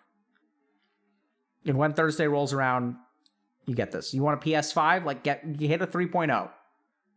Then you'll get a PS5. You know, you can make gaming a part of their reward structure. It's totally fine. So it's about communication. It's about understanding. It's about working with your kid. Because this is the big lesson I've learned working with hundreds of kids with video game addiction. If a parent is if the parent and child aren't on the same team, you're screwed. Like, to conquer an addiction, you can't have parent versus child plus addiction. It can't be a 2v1. You're going to lose that game every single time. Every time you play it. It's got to be, to overcome a real addiction, you need the parent and the child on the same friggin' team. And then it's an uphill struggle. It's like a 50-50 if you and the kid are working together. It's like a 10% chance or 5% chance if the kid is working against you. And believe me, I've worked with tons of parents who the kid is working against them and doesn't want to give up the addiction. And like, then you end up with like these like fake Mountain Dew cans with stuff in the middle and all these other like, you know, devices that allow you to use drugs without anyone realizing. Like, the kid will find a way. Kids are smart. They'll find a way. So you got to work with them. And that starts with communication. Yeah, so someone's joking, parent plus addiction versus child. We've seen that too, and that does not work well, right? I think, unfortunately, there's a high number of people who find their way to Twitch and either become streamers or Twitch chat who have had parent plus addiction versus child. Like, seriously, chat, like, you know, I haven't done studies on this, but just the number of interviews we've done and like what we've seen in our content creator program, the number of streamers who have some kind of emotion, like what's called an early childhood adverse experience. There's some acronym there. Childhood adverse experience or something like that. Early life adverse experience. It's basically some combination of, what is ACE? What is it? Adverse childhood experience. Maybe that's it. Yeah, just adverse childhood experience. So the number of like streamers who have like ACEs is like way above the regular population.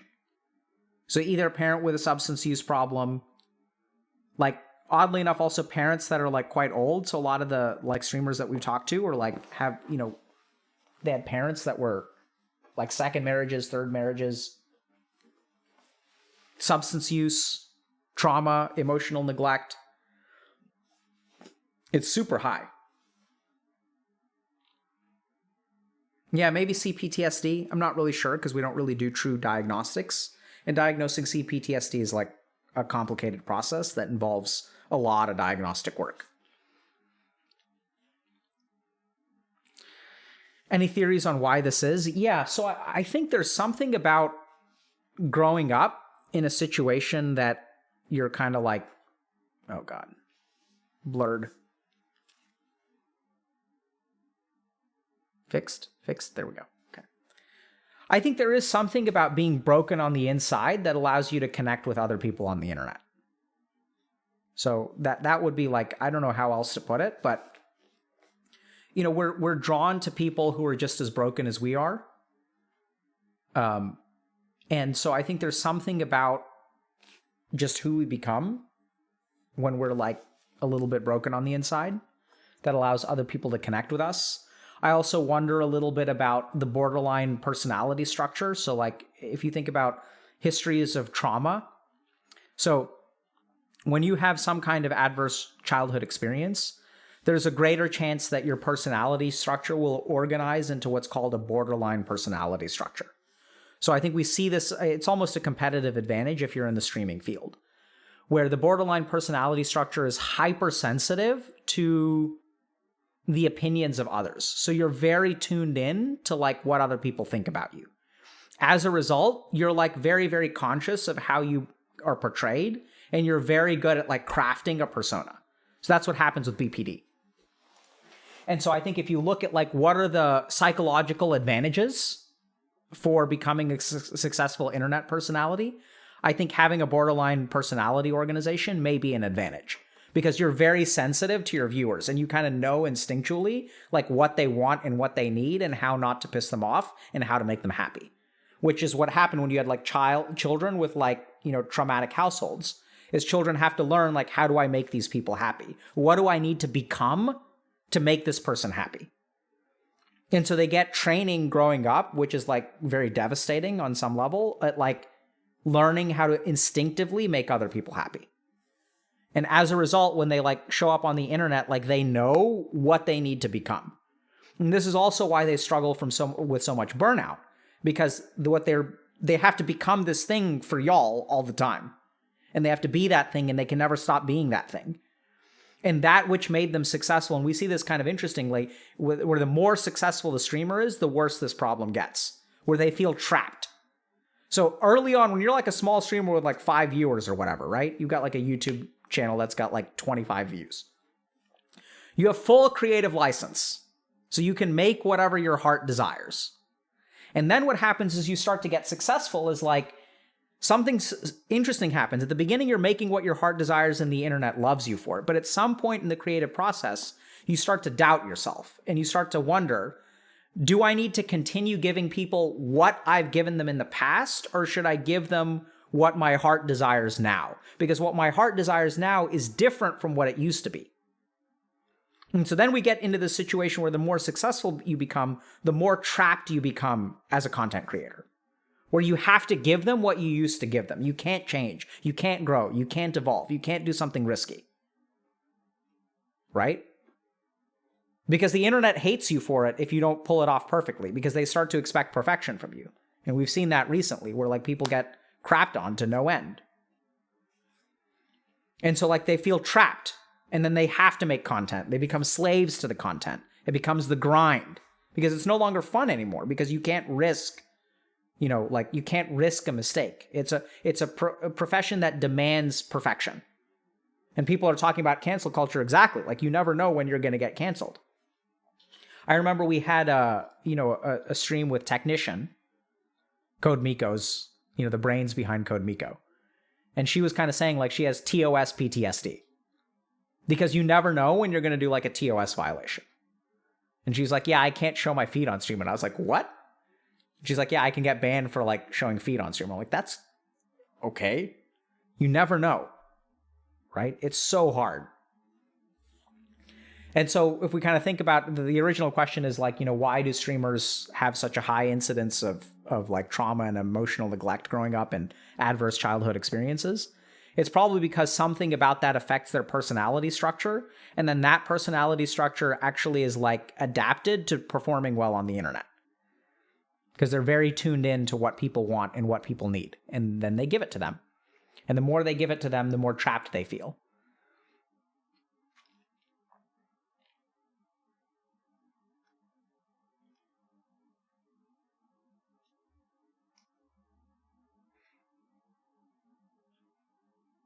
So there's a question, how to differentiate between depression and ADHD. We're actually going to talk about that. I have a lecture that I'm preparing about depression and ADHD. So hopefully we'll get to that maybe this week. So for some people who are saying this is literally misgift, I wouldn't really know, but I think it's like literally like 75% of streamers that we've worked with. It's a systemic problem. It's like a problem of the profession at the moment, because there aren't the support structures in place to help people like navigate that.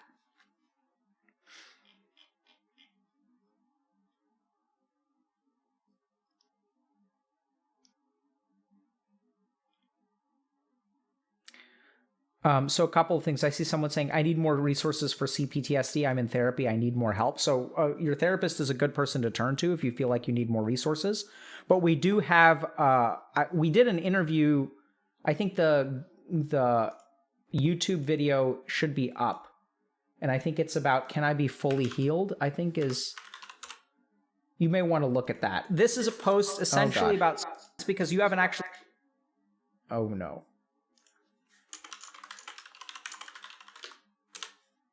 Let's see if this, yeah, hold on. So I'm going to link this real quick. So this is a good interview. Oh my God. Yeah, okay. Tactile found it. So I think that's a good example of like how I look at people with CPTSD. There's like this thing at the end. If you guys go to, yeah. So like go to like Panchakosha. There's also some stuff in this in Dr. K's guide that goes into more detail. So if you guys watch the CPTSD video and it resonates with you and you want to learn more about Panchakosha theory, you can kind of check out the guide. That's sort of what the guide is there for.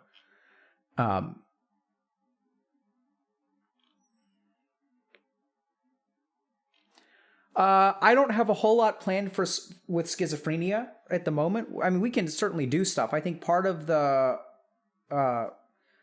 we tend to focus on things that are a little bit more common. So thankfully, schizophrenia is like quite rare. It's maybe 1% of the population. Whereas if we're looking at things like depression or anxiety or trauma, we're talking like 20%, 30%, 40% of the population. But we'll work on it.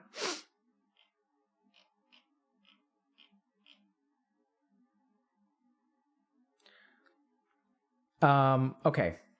Y'all want to do another post, or you guys want to do like Q&A?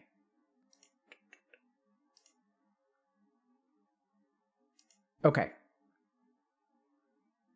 Post. Let's do post. Okay. All right. Ooh, this is a good one, chat. All right. I hate the limbo of not being able to get up and do something important, but because I feel guilty, I won't do something I enjoy either. I don't know how to explain it. I'll have dishes, washing, or cleaning to do or whatever. I know it really needs doing.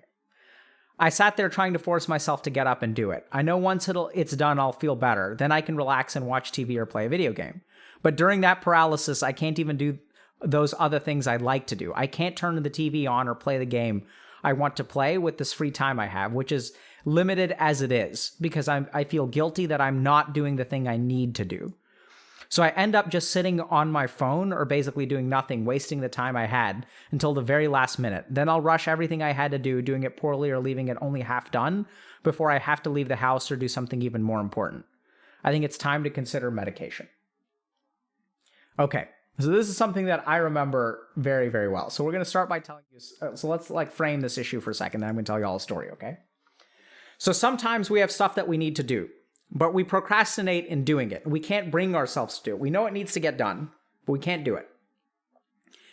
And then the problem is like, if we're going to procrastinate, we can't even like have fun, right? So you can't even enjoy yourself, because if you try to enjoy yourself, you're just going to feel guilty for not doing it. So you can't really enjoy yourself. So you just end up like in limbo, wasting your time. And it's like, you didn't even have fun and you didn't even do the stuff that you wanted to do.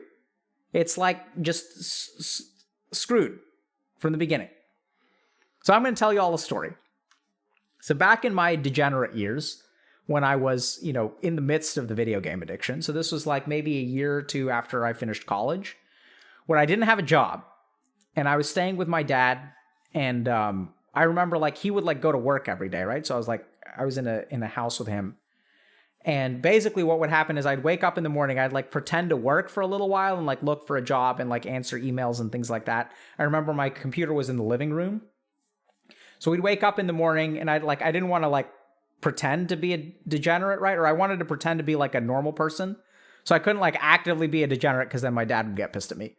So I'd wake up like when he woke up, and I'd like, shower and stuff like that. And I'd sit down, I'd be like studious, like, I'm checking my email in the morning.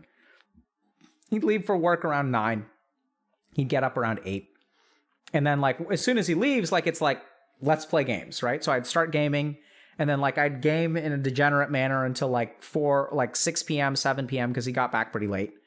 And then as soon as like he's coming back, like once I know like I'm not going to queue up at like 6 o'clock, right? So I stop, and then it's like, let's pretend to work.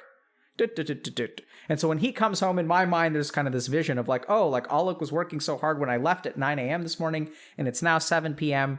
And then like, he's working hard. He's such a hard working boy. Oh my goodness. It's just not working out for him. Unfortunate, right? So I pretended to be a normal person. So sometimes the most frustrating thing in my day was when my dad didn't go to work in the morning. He'd like get ready or whatever, and he'd just like hang out at home. And like 9:15 would roll around and be like on his laptop, and I'm like, when is this guy leaving? So like I'm not actually working, so I can do something, waste my time for an hour. But then like he wouldn't leave the house. And then like 10 o'clock would roll around, like 10:15, like I'd suddenly like hint or ask, right? I'd be like, are you going to work today? Like I couldn't ask him that, right? Because I couldn't let him know that I was just waiting for him to leave to start playing video games. And because I'm supposed to be working, right? So let's like, like, let me continue working. Like, no big deal that you haven't left the house. And I just wait for him to just leave so I could get on with my day. And he like 11 would roll around, 11:30 would. I'm like, what the hell are you doing, man? You're like messing up my entire day. Like I don't actually have anything productive to do. And now you're like forcing me to find like pseudo productive things. Like I guess I'll look for more jobs, but I really don't. I guess I'll open up Excel and do some random analysis. I'm just going to search websites and put things into an Excel spreadsheet because I have nothing better to do with my time. I didn't really have anything to do. It just pissed me off so much because he just wouldn't leave. And so I would ask him about it, and then he told me that like some days he'd come out and he'd finally tell me, he's like, today I'm going to take rest. I'm like, what does that mean, take rest? And he's like, I didn't ask him that because he's like, I'm going to take rest. And what that sort of means is like dad is going to like wander around in his PJs for like 6 or 7 hours and like play a bunch of bridge, and then we'll like go to lunch at some point. And so he would just like have these days where he would just AFK.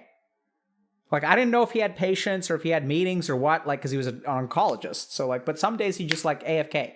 And those are, like, the worst days of my life because it's like, I can't, like, I have nowhere to go. I'm just waiting for you to leave and you're just, like, AFK in your PJs playing bridge. And it's like, now what? And, like, sometimes we'd, like, go out to lunch. Like, that was pretty cool. Like, we'd go out to lunch and we'd make small talk and stuff.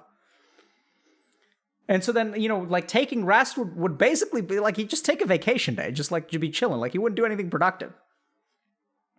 He'd wander over and look at the exercise equipment from time to time and then decide against it, then go back to playing bridge. And so, it was kind of weird. But then like later on, when I was starting to put my life together, I realized that some days, like I'm going to do that. I'm going to take rest. So that's what I would tell myself in the morning. Like there are some days, like even when I was in med school, and like I didn't feel like working. So I'd wake up and I did this thing every morning where I like woke up at 5 a.m. every day or 4 a.m. every day. I'd be like, you know what? I'm just not feeling it today. Like I'm going to take a rest. I just tell it in my mind. And then once I did that, like I didn't feel like working. And once I like gave myself the option of like taking rest, it's just like, I'm not going to get anything from this day. This day is an L. It's like 6 a.m. and the day is an L. All right, let's go get ourselves like a breakfast sandwich from down the street. We're going to stay in our PJs. We're not going to go to class. I don't really need to go to class today. I can watch all the lectures tomorrow. Just give yourself a day of rest. At like 6 a.m. Just decide that you're not going to work today. And it can be incredibly liberating, right? So for some people are worried about this becoming like a slippery slope and like what happens the next day and things like that. So I want to be very clear, like this is something very different from like the slippery slope. Right? Because it's something that's done with intention. It's like intentionally taking a day off and just being like, you know what? I'm done with it. It's not going to happen today. And the cool thing is when you give yourself that break, when you like allow yourself some amount of like vacation, right? And it's kind of like when we think about when I have kids, like some days it's like, okay, like we should eat healthy every day. Healthy. You will be nice and healthy. And then some days it's like the kids are like, yeah, can we just have pizza? And it's like, you know what? What the hell? Let's just have pizza. Right? And you just kind of give into that desire, but you give into it completely intentionally. It shouldn't be controlling you. It shouldn't be automatic. It should be purely intentional. And when you intentionally say to yourself, I am not allowed to work today, I am just allowed to have fun, I'll take care of everything I need to tomorrow. And you kind of like promise yourself that, okay? But do it with intention. Say, tomorrow I'm going to get up and I'm going to be like a, normal person. I'm going to do the dishes. I'm going to get all my work done. It'll happen. I have faith in myself. But today, like, Dr. K needs like a day of rest. which is not really resting, it's just being a degenerate. But we're going to do it with full intentionality. And it's actually quite transformative. Because essentially what we see in this problem of like ADHD is that you can't work, and then you're going to beat yourself up for not working. And what really screws you is the beating yourself up part. Because on some days you just can't work. It's okay. But when you pile on, when you take one, strike, and then you like add a second strike onto that, it's like you double down on the damage that's being done for the day, it screws you for the next day. And then it's like the third strike because you're dealing with the guilt. And then 3 strikes and you're out.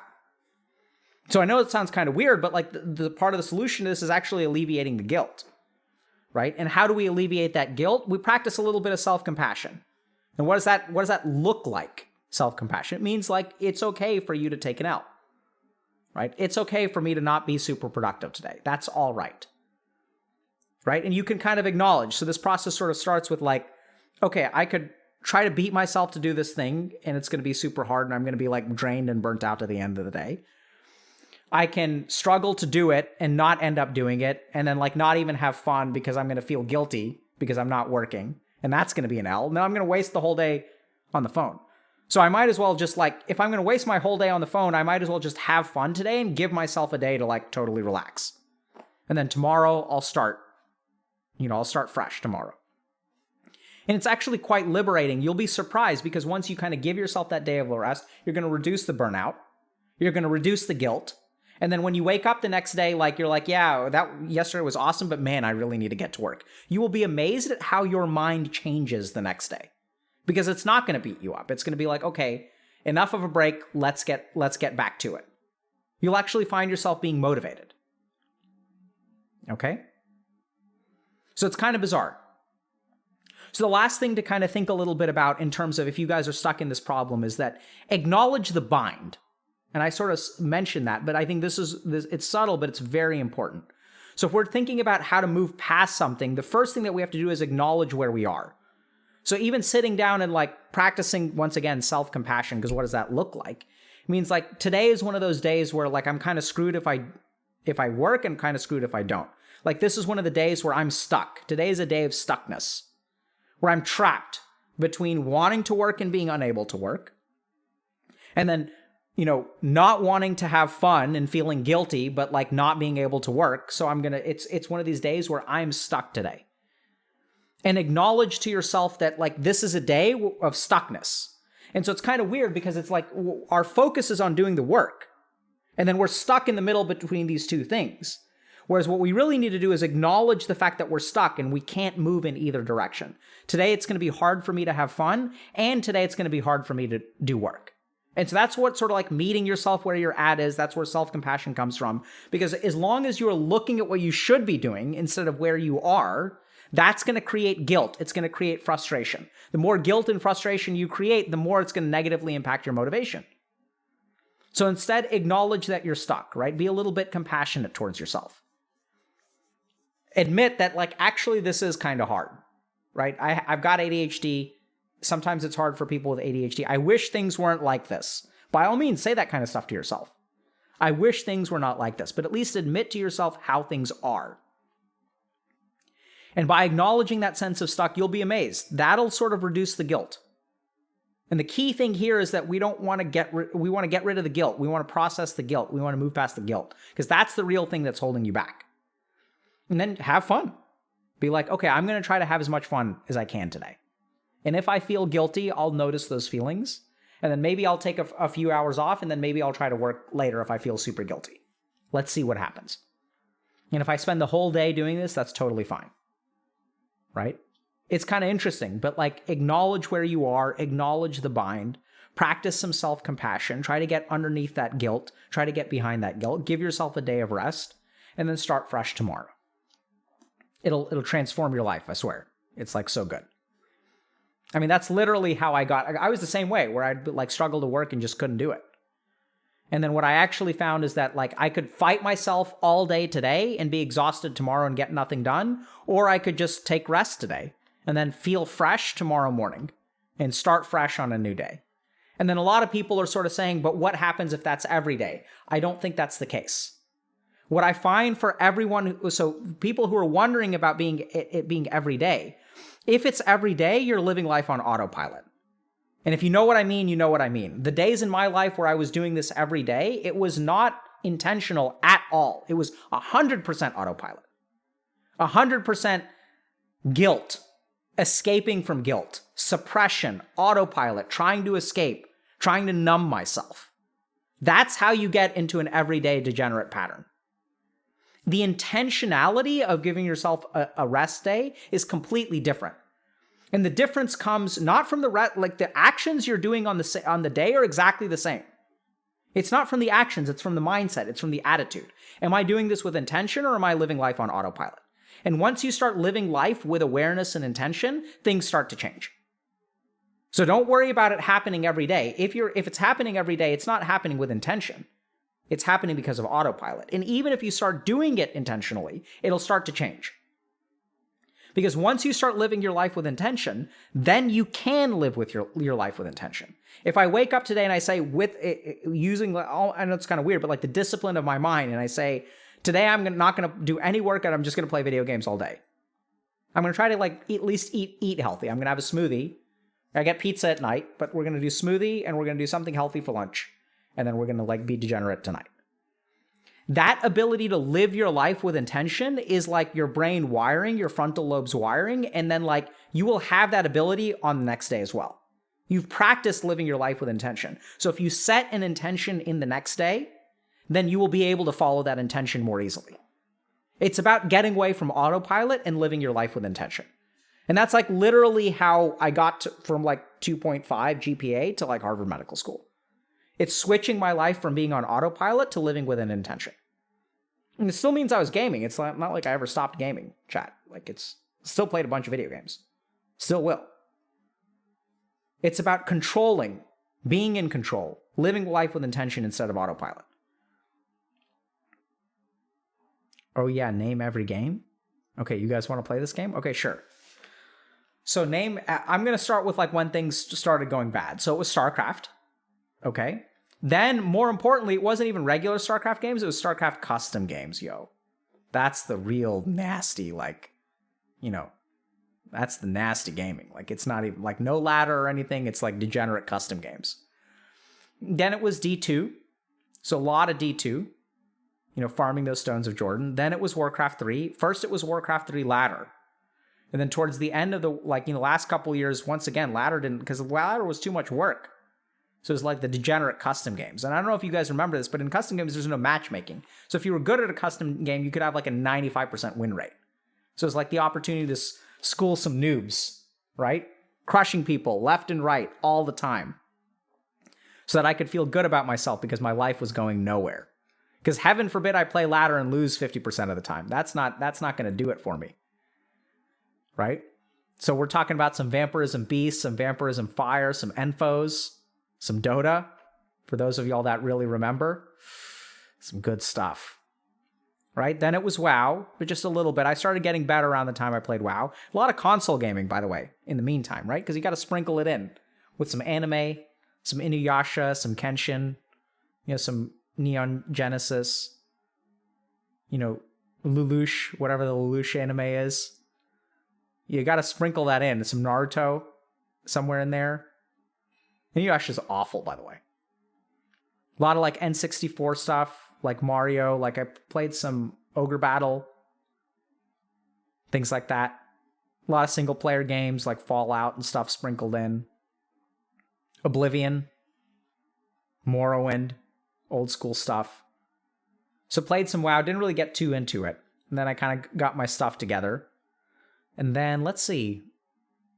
In the more recent years, it's single-player RPGs, DOS 2, Pillars of Eternity, Wizardry. I went back at some point when so there's even one point where I wouldn't let myself have a gaming PC. Because I was addicted, and I was I can't play these video games. So I had some crappy laptop, right? So what did I do? I installed Might Magic 6 and Might Magic 7 and Wizardry 8. And just play these old-school PC games, which are awesome, by the way. Amazing games. I wish someone would make a good party-based Blobber RPG. I really miss that. Because those games are so good. It's truly open world. But the games are kind of scuffed if you guys haven't played these. You can really go wherever you want to, but you really don't belong in most of those places. But if you're like super fast and because the AI is bad, you can like run past some things and go into a dungeon and get some super powerful item and then like run out. But sometimes you'll get trapped and then like you have to restart the game. They're good games.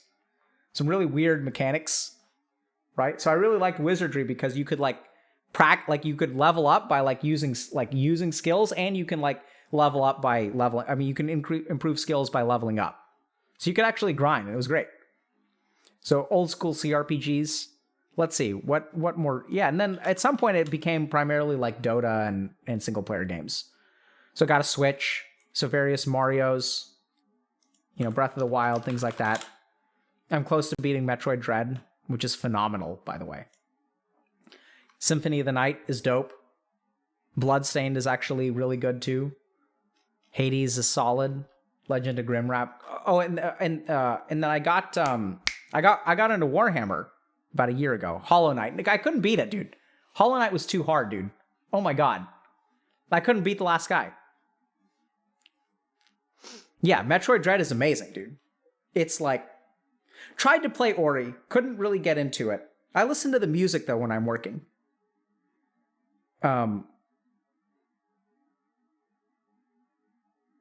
Warhammer Total War. Warhammer 2.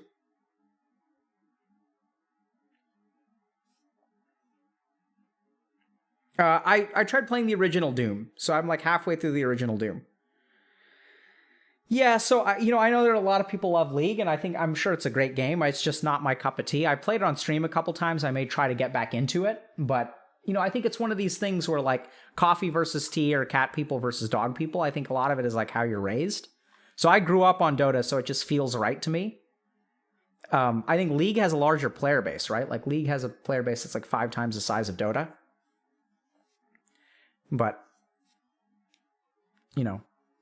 I also think that Dota's a better game for boomers because League is full of these like skill shots and you need like reflexes and like you need hand-eye coordination, whereas like Dota's I think is like fewer skill shots, right? So you just like click a button, you click a hero, and like it auto aims it for you. So it's noob friendly that way. I also like it because I think it's more of the skill in Dota, I would say, is strategy as opposed to skill shots, which makes it easier for me.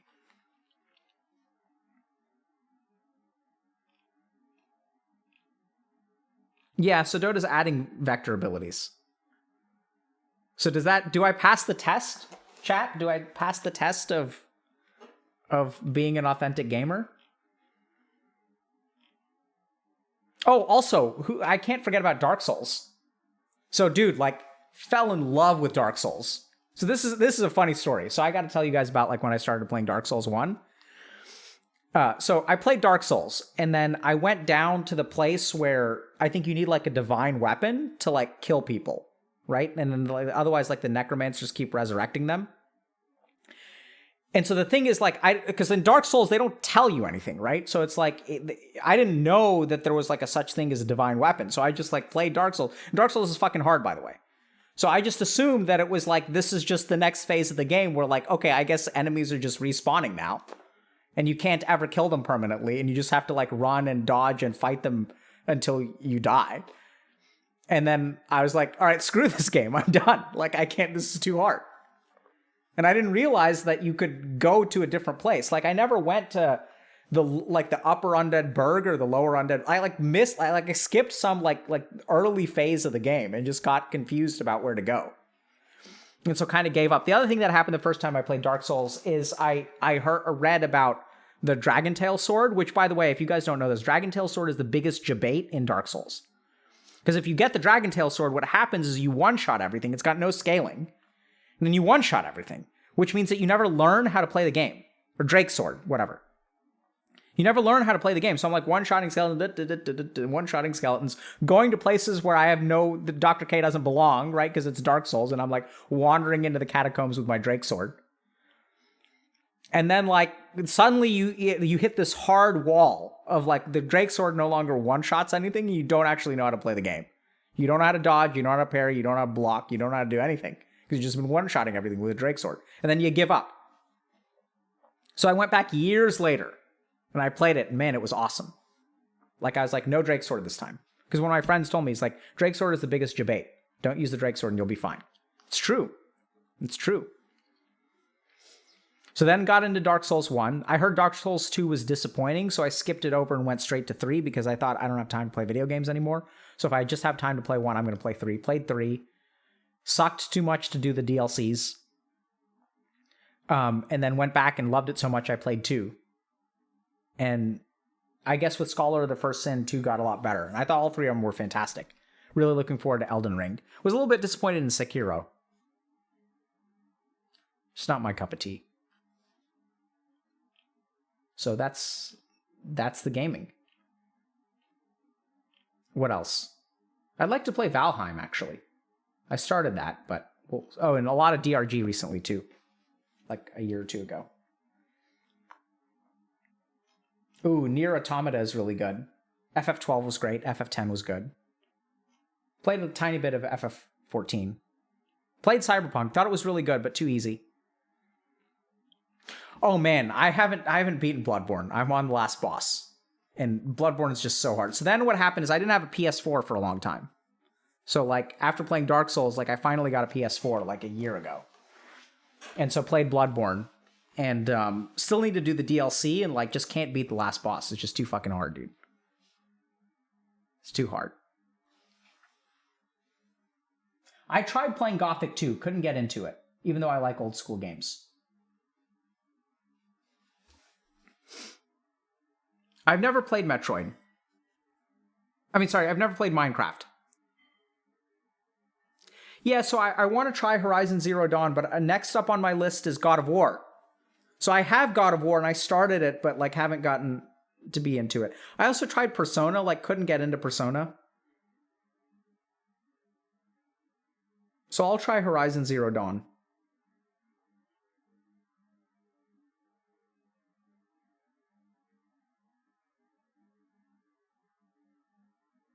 All right, chat. Well, I think I know what I'm doing for the rest of the day. I think we're going to have to take rest. Because all this talk of gaming. Maybe I'll play some Dota, dude. Got to play some of that. You know. You guys have excited me. You know what I thought was actually disappointing is the Jedi Fallen Order game. It was like kind of cool, but I felt like it was really just not a great... Okay, you guys, we'll see. We'll see. Let me just check my calendar because I think I have to work today. Yeah, we'll see. I'll work tomorrow. I'll wake up early.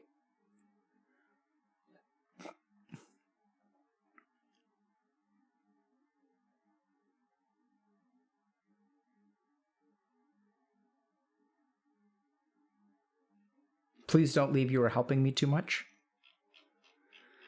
No, but so that's the thing, right? So I had a like, so this is what I encourage y'all to do. So, you know, I worked this morning. I woke up early. And so now I've been working for like, you know, 7 hours. I mean, not working, but doing like housework and stuff too. So I got my kid ready in the morning and then I had like meetings and did some writing and stuff like that. So like even by 2 p.m., it's been like 7 hours of work. So now the question is, do I do like 11 hours of work today? And then take care of my kids in the evening? So let's meditate, I think. And then okay, let's do...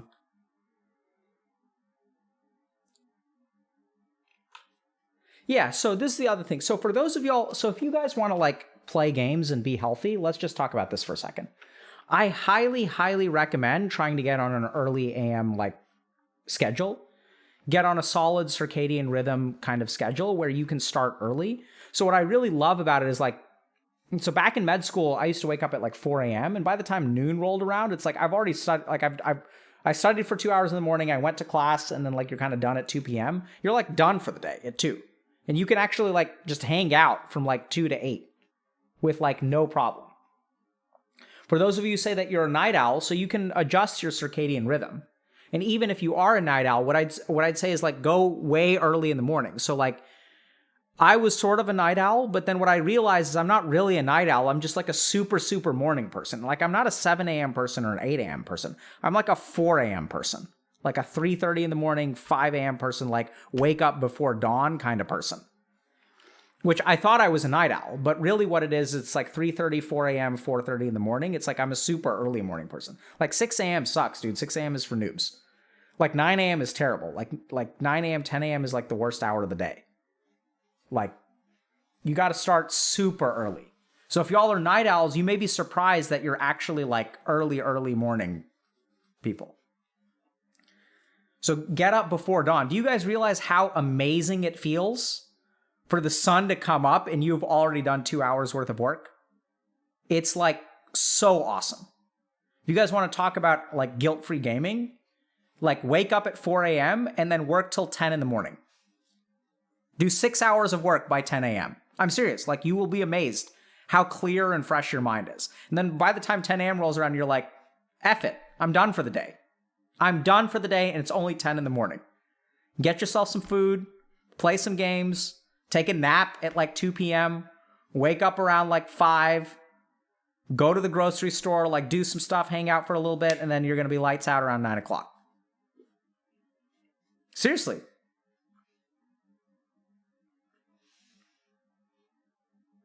So if you're waking up at 4 a.m., I'd say like you should sleep around 8 or 9 o'clock. Right? So use some of that like positive melatonin stuff, dude. Like once the sun goes down, like you go down with it. Right? And then you wake up in the hours before dawn and the entire world is yours. If it's safe, go take a walk outside at like 4 in the morning, 5 in the morning. It feels amazing. The whole world, it's like the whole world is like absent and the entire world is yours.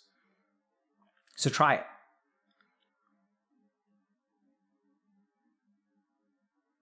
Yeah, if you've got a meeting at 4 p.m., then that's tough. So if y'all have like 9 to 5 kind of jobs, what I'd say, it's a little bit different. So I'd say like, wake up maybe not quite as early as 4 unless you're ready to be really done by like 6 or 7 p.m. But you can wake up still around like 6, and I'd still say try to work 1 or 2 hours before you go to work. And then like, because the interesting thing is that, so here's the big realization I had is that after work, you're tired no matter what. But you can wake up 1 or 2 hours earlier and not be tired at work, or you can still get through work, right? You can be like 75% AFK at work. So what I really found, and that's what I found about class, is after class, I was tired no matter like what happened. I don't feel like working after class, but I could work before class and I'd be just as tired. Same thing.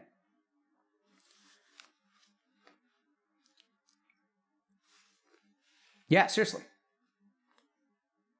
So like do your stuff before you go to work. So now what I do, like whenever I have like writing projects and stuff, like even as part of my work, I try to do them like first thing in the morning before I stream. And then like I'm wiped after stream no matter what happens. 75 AFK therapist, best therapist. This is a funny story. I recently found out that some Dota players perform the best when they're slightly inebriated. And it turns out that they overthink things when they're not inebriated. And then they make mistakes in the game. And when they're slightly inebriated, they just go and they like wreck noobs. Because they like play like more instinctually, and it's like great. So I was very surprised to discover that.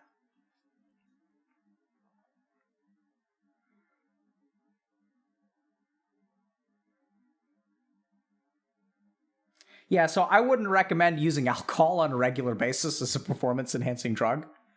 But, some people are like that. I think the real value is getting out of your head, right? So you don't have to use a substance to do that. What we actually advocate for is like you learn how to do that without a substance.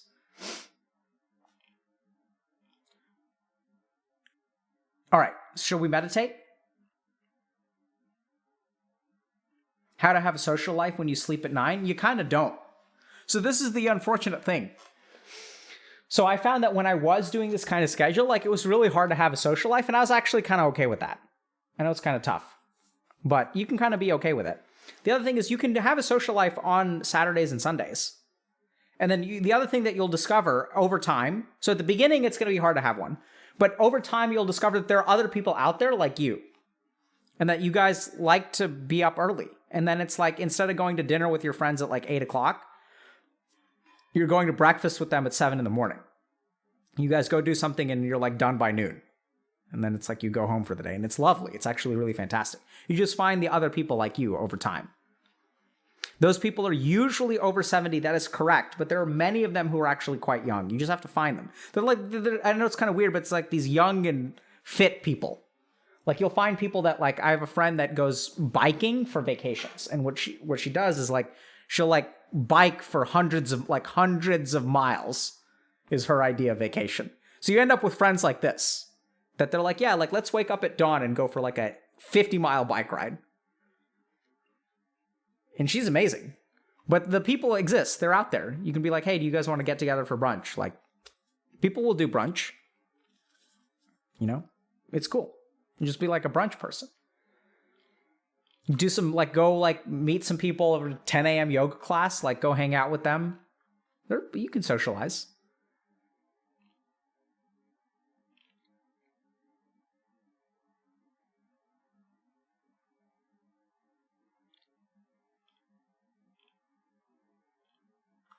Yeah, so for people who are saying, like, how do I convince my family I want to go to a meditation retreat instead of a 9-to-5 job? So if you guys want to convince your family that you want to do something besides a 9-to-5 job, I think the first thing you have to do is, like, demonstrate the viability of your option. So someone who's all for following your dreams, I think you still have to have, like, viable options. So I think HG is a good example of, you know, if I went to my wife and I said, hey, I want to do this thing called Healthy Gamer. And she was like, okay. And we like thought through it, right? I didn't like quit my job right away. I just worked more. So you have to demonstrate to your loved ones that it's what you want to do is a viable option. The other thing that I'd say is that if you're restrained by a 9-to-5 job, especially now more than ever, 9-to-5 jobs are starting to be less common, right? So employers are more flexible. Find a job that is like about work product as opposed to particular timing. So I know Google does this where like they don't care what time you come in. They just care that you get your work done. I mean, you may have some meetings and stuff, but I've had, you know, clients at Google who will like work from 4 p.m. to 4 a.m. and that's their schedule. And so they're okay with that. So just see if you can find a job that is better aligned as opposed to the 9-to-5.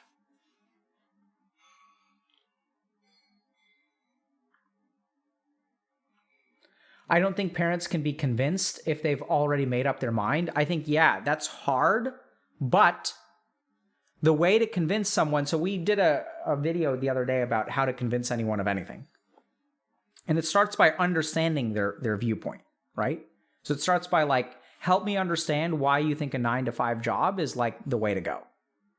Ask them to explain to you what the advantages are. And then like the more that you tunnel down into their reasoning, the more it'll probably fall apart. Because they may say, well, because that's what everyone else does. And so then you can, you know, question that and be like, okay, so do you think that the way to be successful is to do what everyone else does? And they say, yes, you should do what everyone else does. And then you can say, well, in my experience, actually, like distinguishing yourself is like better than being average. What do you think about that? And then, you know, you can like just have a conversation with them.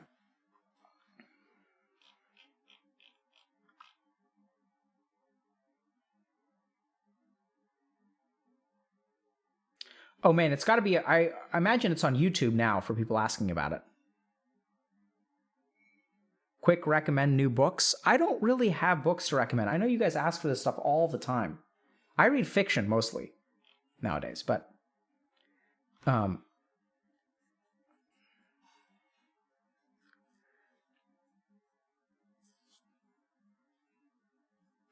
Dune is good. I like Terry Pratchett a lot. Can you write a good book for us to read? I tried and am trying. So I'm going to write books, absolutely.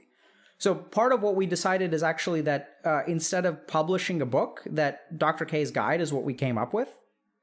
It's essentially, if I was going to write a book about depression, anxiety, and meditation, that's what it would be. And the whole point of that is that it covers like the, you know, the scientific stuff and the spiritual stuff. And I think that the problem with a book, fundamentally in terms of learning or teaching a lot of people, is that it's linear. But not everyone needs to, you know, advance in the same sequence. So that's what we made instead of a book. So recommend fiction. So Age of Madness is stellar. If you guys have read Joe Abercrombie, like amazing. Netflix, Squid Game is really good. I'm watching You. I'm looking for good stand-up.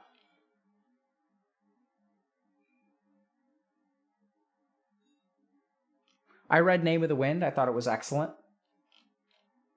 Three Body Problem was good. The second book, I kind of like fell off in the second book.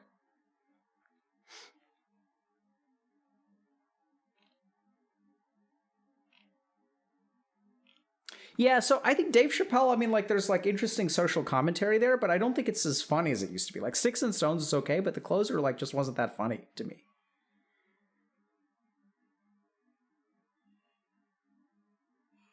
I heard Rhythm of War wasn't that good, but I've read the first three. So I heard that Rhythm of War, from people that I respect a lot, were, like, not that great. Yeah, let's do meditation. Someone's asking. Okay, let's do meditation. So I'm going to teach you guys something a little bit different today, okay? So this is a slightly more advanced meditation. So we're going to do a Chidakash Dharana today, okay? So a little bit of backstory. So Chidakash is the space of the mind. So if you guys want to understand what the Chidakash is, close your eyes. And then what you'll see is like a black screen across your vision, which is basically kind of like your eyelids, right? But it's kind of weird because it's not going to be just your eyelids. The Chidakash is like taller and wider than what your eyelids are, if that kind of makes sense.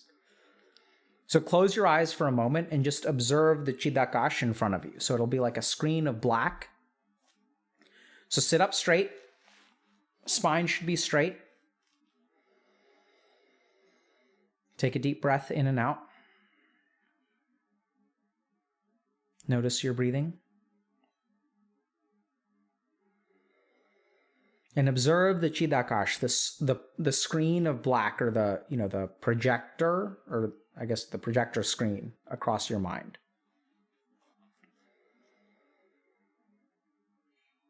You may see colors. They may move in and out, but just notice that there is a screen.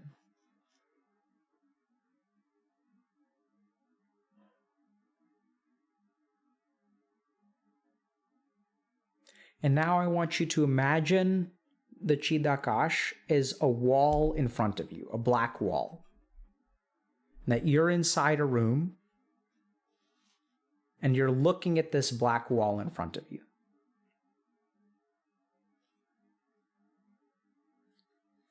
And once again, just notice that you can see the Chidakash, which means you must be behind it. Right? Since it is an object for what you witness, you actually have to be behind it and separate from it.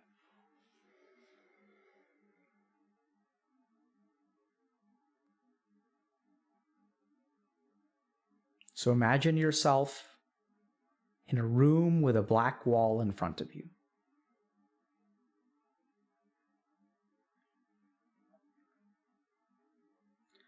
So if y'all have done Trataka or fixed point gazing, candle gazing, yantra gazing, all of the after images from those practices will appear in the Chidakash. So just look at the screen of black in front of you.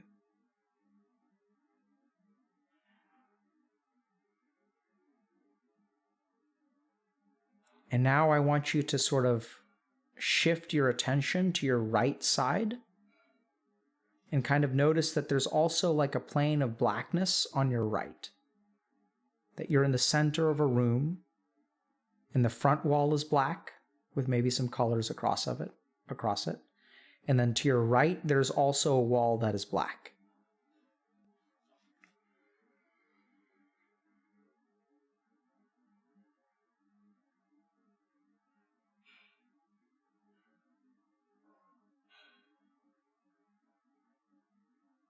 And now turn your attention to the left side and notice the plane of black on your left.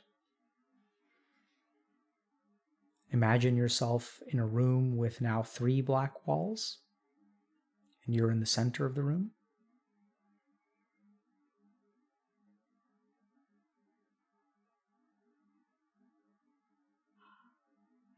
And if you're having trouble, you can imagine things as I mentioned. If you're having trouble seeing the right or left walls, you can continue to focus on the front wall. And notice that it kind of wraps around to the right and to the left.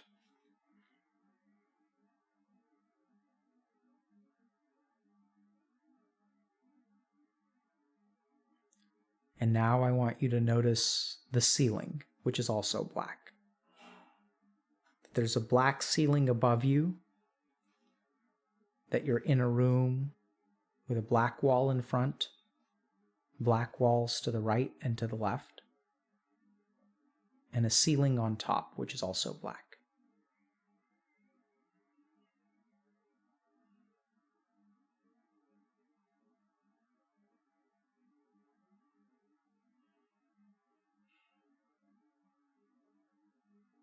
And let yourself be in the center of this thing known as your mind.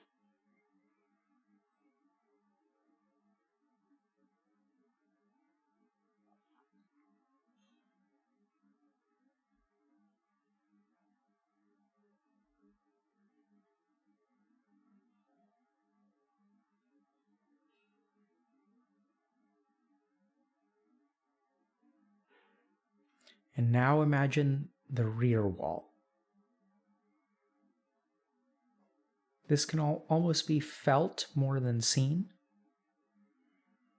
That there's a rear wall that is also black. But somewhere in the center of the wall, towards the bottom, there's an opening, a hole. And that hole leads to a tunnel that goes downward.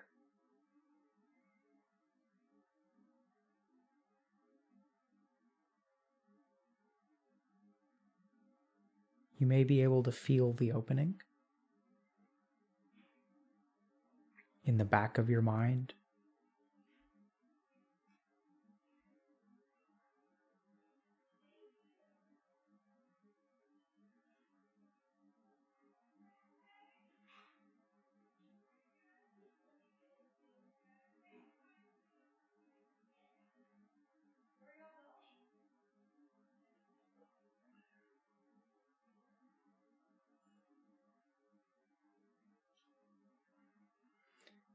Now just continue to notice what you can. Extend your attention to whichever part of the practice works for you. On a basic level, most people should be able to see the Chittakash in front of them. Depending on your level of practice, you may be able to start to wrap around to the sides. To fully see the black walls on your left, right, or ceiling can be more difficult. And to feel the black wall at the back is even more so. To see the hole is even more so, and the tunnel is arguably the most difficult of all. If you're struggling at actually experiencing these things, you can imagine yourself in such a room.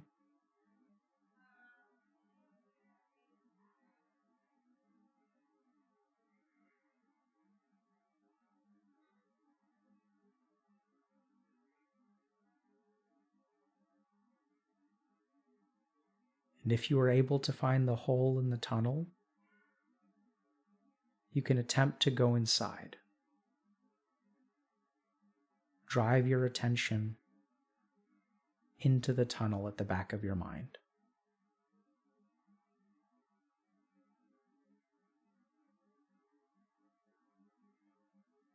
And follow it down.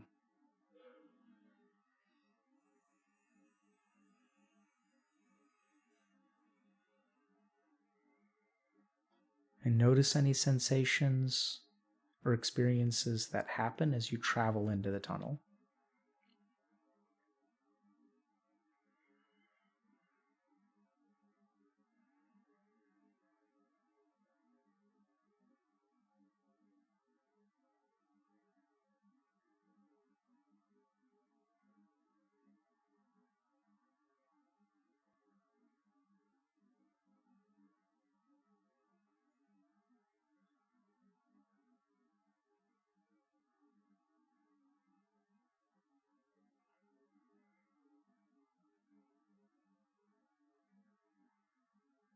And now we'll go ahead and come back.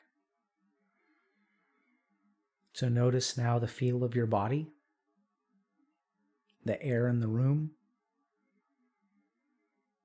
whatever scent may be in the room, noises from the outside world. And notice once again that your presence exists within the center of this blackness, and that the world is swirling around, existing outside of you. And that most of the day you engage with the world, you are actually in the world and not in yourself. But for these few moments, you have retreated within yourself. And now as the practice comes to the end, notice the bridge between you and the external world. Notice all the activity on the other side of the bridge. The sounds, the sensations, bodily sensations, the smells, the tastes. The world that we are returning to.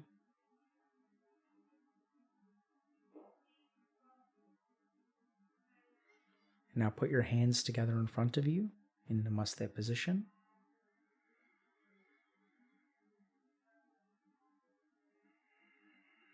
Take a deep breath in and out. Now rub together your palms. Feel the heat and the friction. Cup them over your eyes. Take a deep breath in. As you exhale, slowly open your eyes. And as the breath completes, let your hands come down.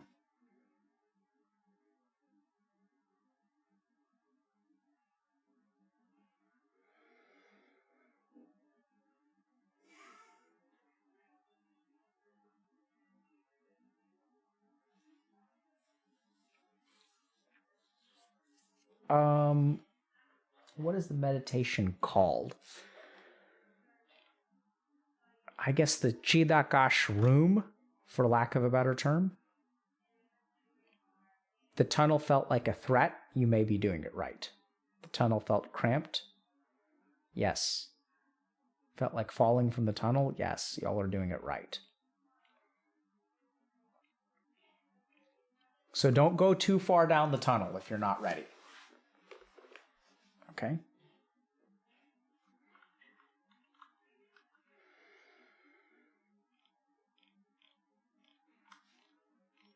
Yeah, so remember that for the more advanced meditation techniques, not everyone will feel the things, which is okay. That's why I tried to give you guys a couple of different options, right? So you can imagine being in the room as opposed to experiencing it. You can definitely experience the Chidakash, or you should be able to.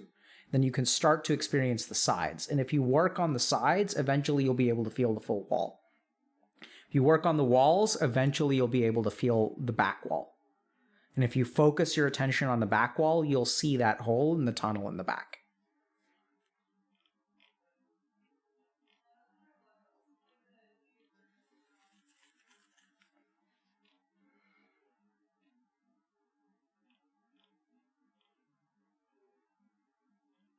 Ah.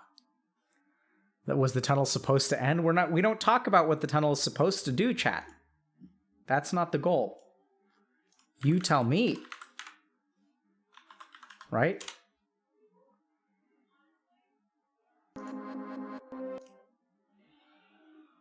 Okay. So are we going to raid Arteezy? I see Arteezy is streaming. Or are we going to raid a small streamer? I think we talked about raiding a small streamer, right?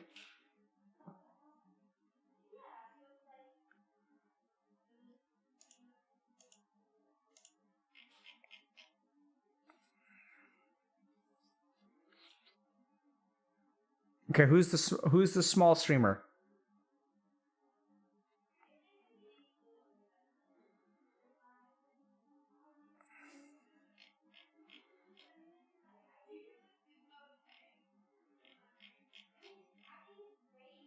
Doesn't have to gargoyle?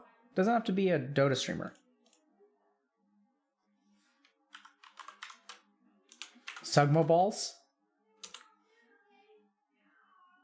Okay, Gargoyle has 2 followers, but isn't. Norf Dog?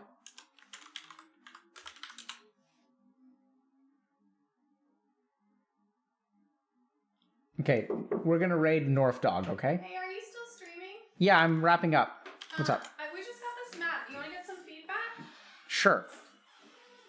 What are we looking at? I can't tell if I like this or not. What do y'all, is this a yoga mat? Yeah. What do y'all think, chat? Go hold it sideways. Hold it sideways? Okay. Yeah, so they can see. Is this a good yoga mat? Yay or nay? I hope somebody else is paying attention because I can't see. Yeah, I can see. And I think it looks good. The back is black on black and it's like a really subtle logo. Can you see it? Yeah, I think it looks good. This way? How's the quality of the yoga mat, though? Is it good? It's nice and thick. Stop. Okay, yeah, we'll try it out. It's comfortable. You can lay on it for hours. What else do you want me to say? Haha, so funny, so funny. Okay, North Dog or Artur? Can we have a poll while we're waiting? All right, thanks for the opinions. You guys like or no like? Yeah, good one. Okay. If you don't like it, tell us, please. I don't want to put this much time and energy into something you guys won't like. Here. Okay. Thanks. Quickly chat. Raid who? Yeah, let's see. Oh man, it's 50-50 chat. Let's see what... Uh-oh.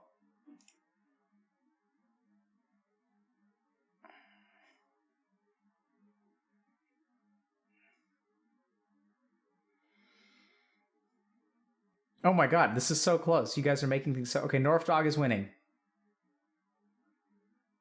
Nope, Artur is winning. Chat, dude, this is hard.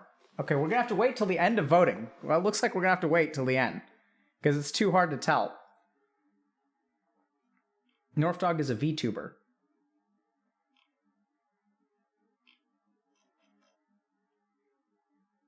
No, dude, don't balance it, chat. Don't balance it. No. No, no, no, no, no. No, why do you guys troll me so much after everything that I do? Okay, North Dog wins by like four votes. Okay? We'll raid Artur next time. Dude, Artur, I'm sure Artur will be fine with viewers.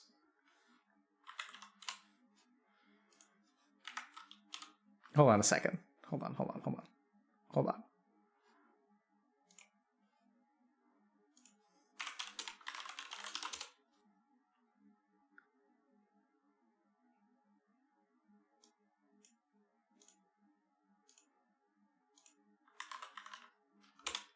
He's not answering on Discord.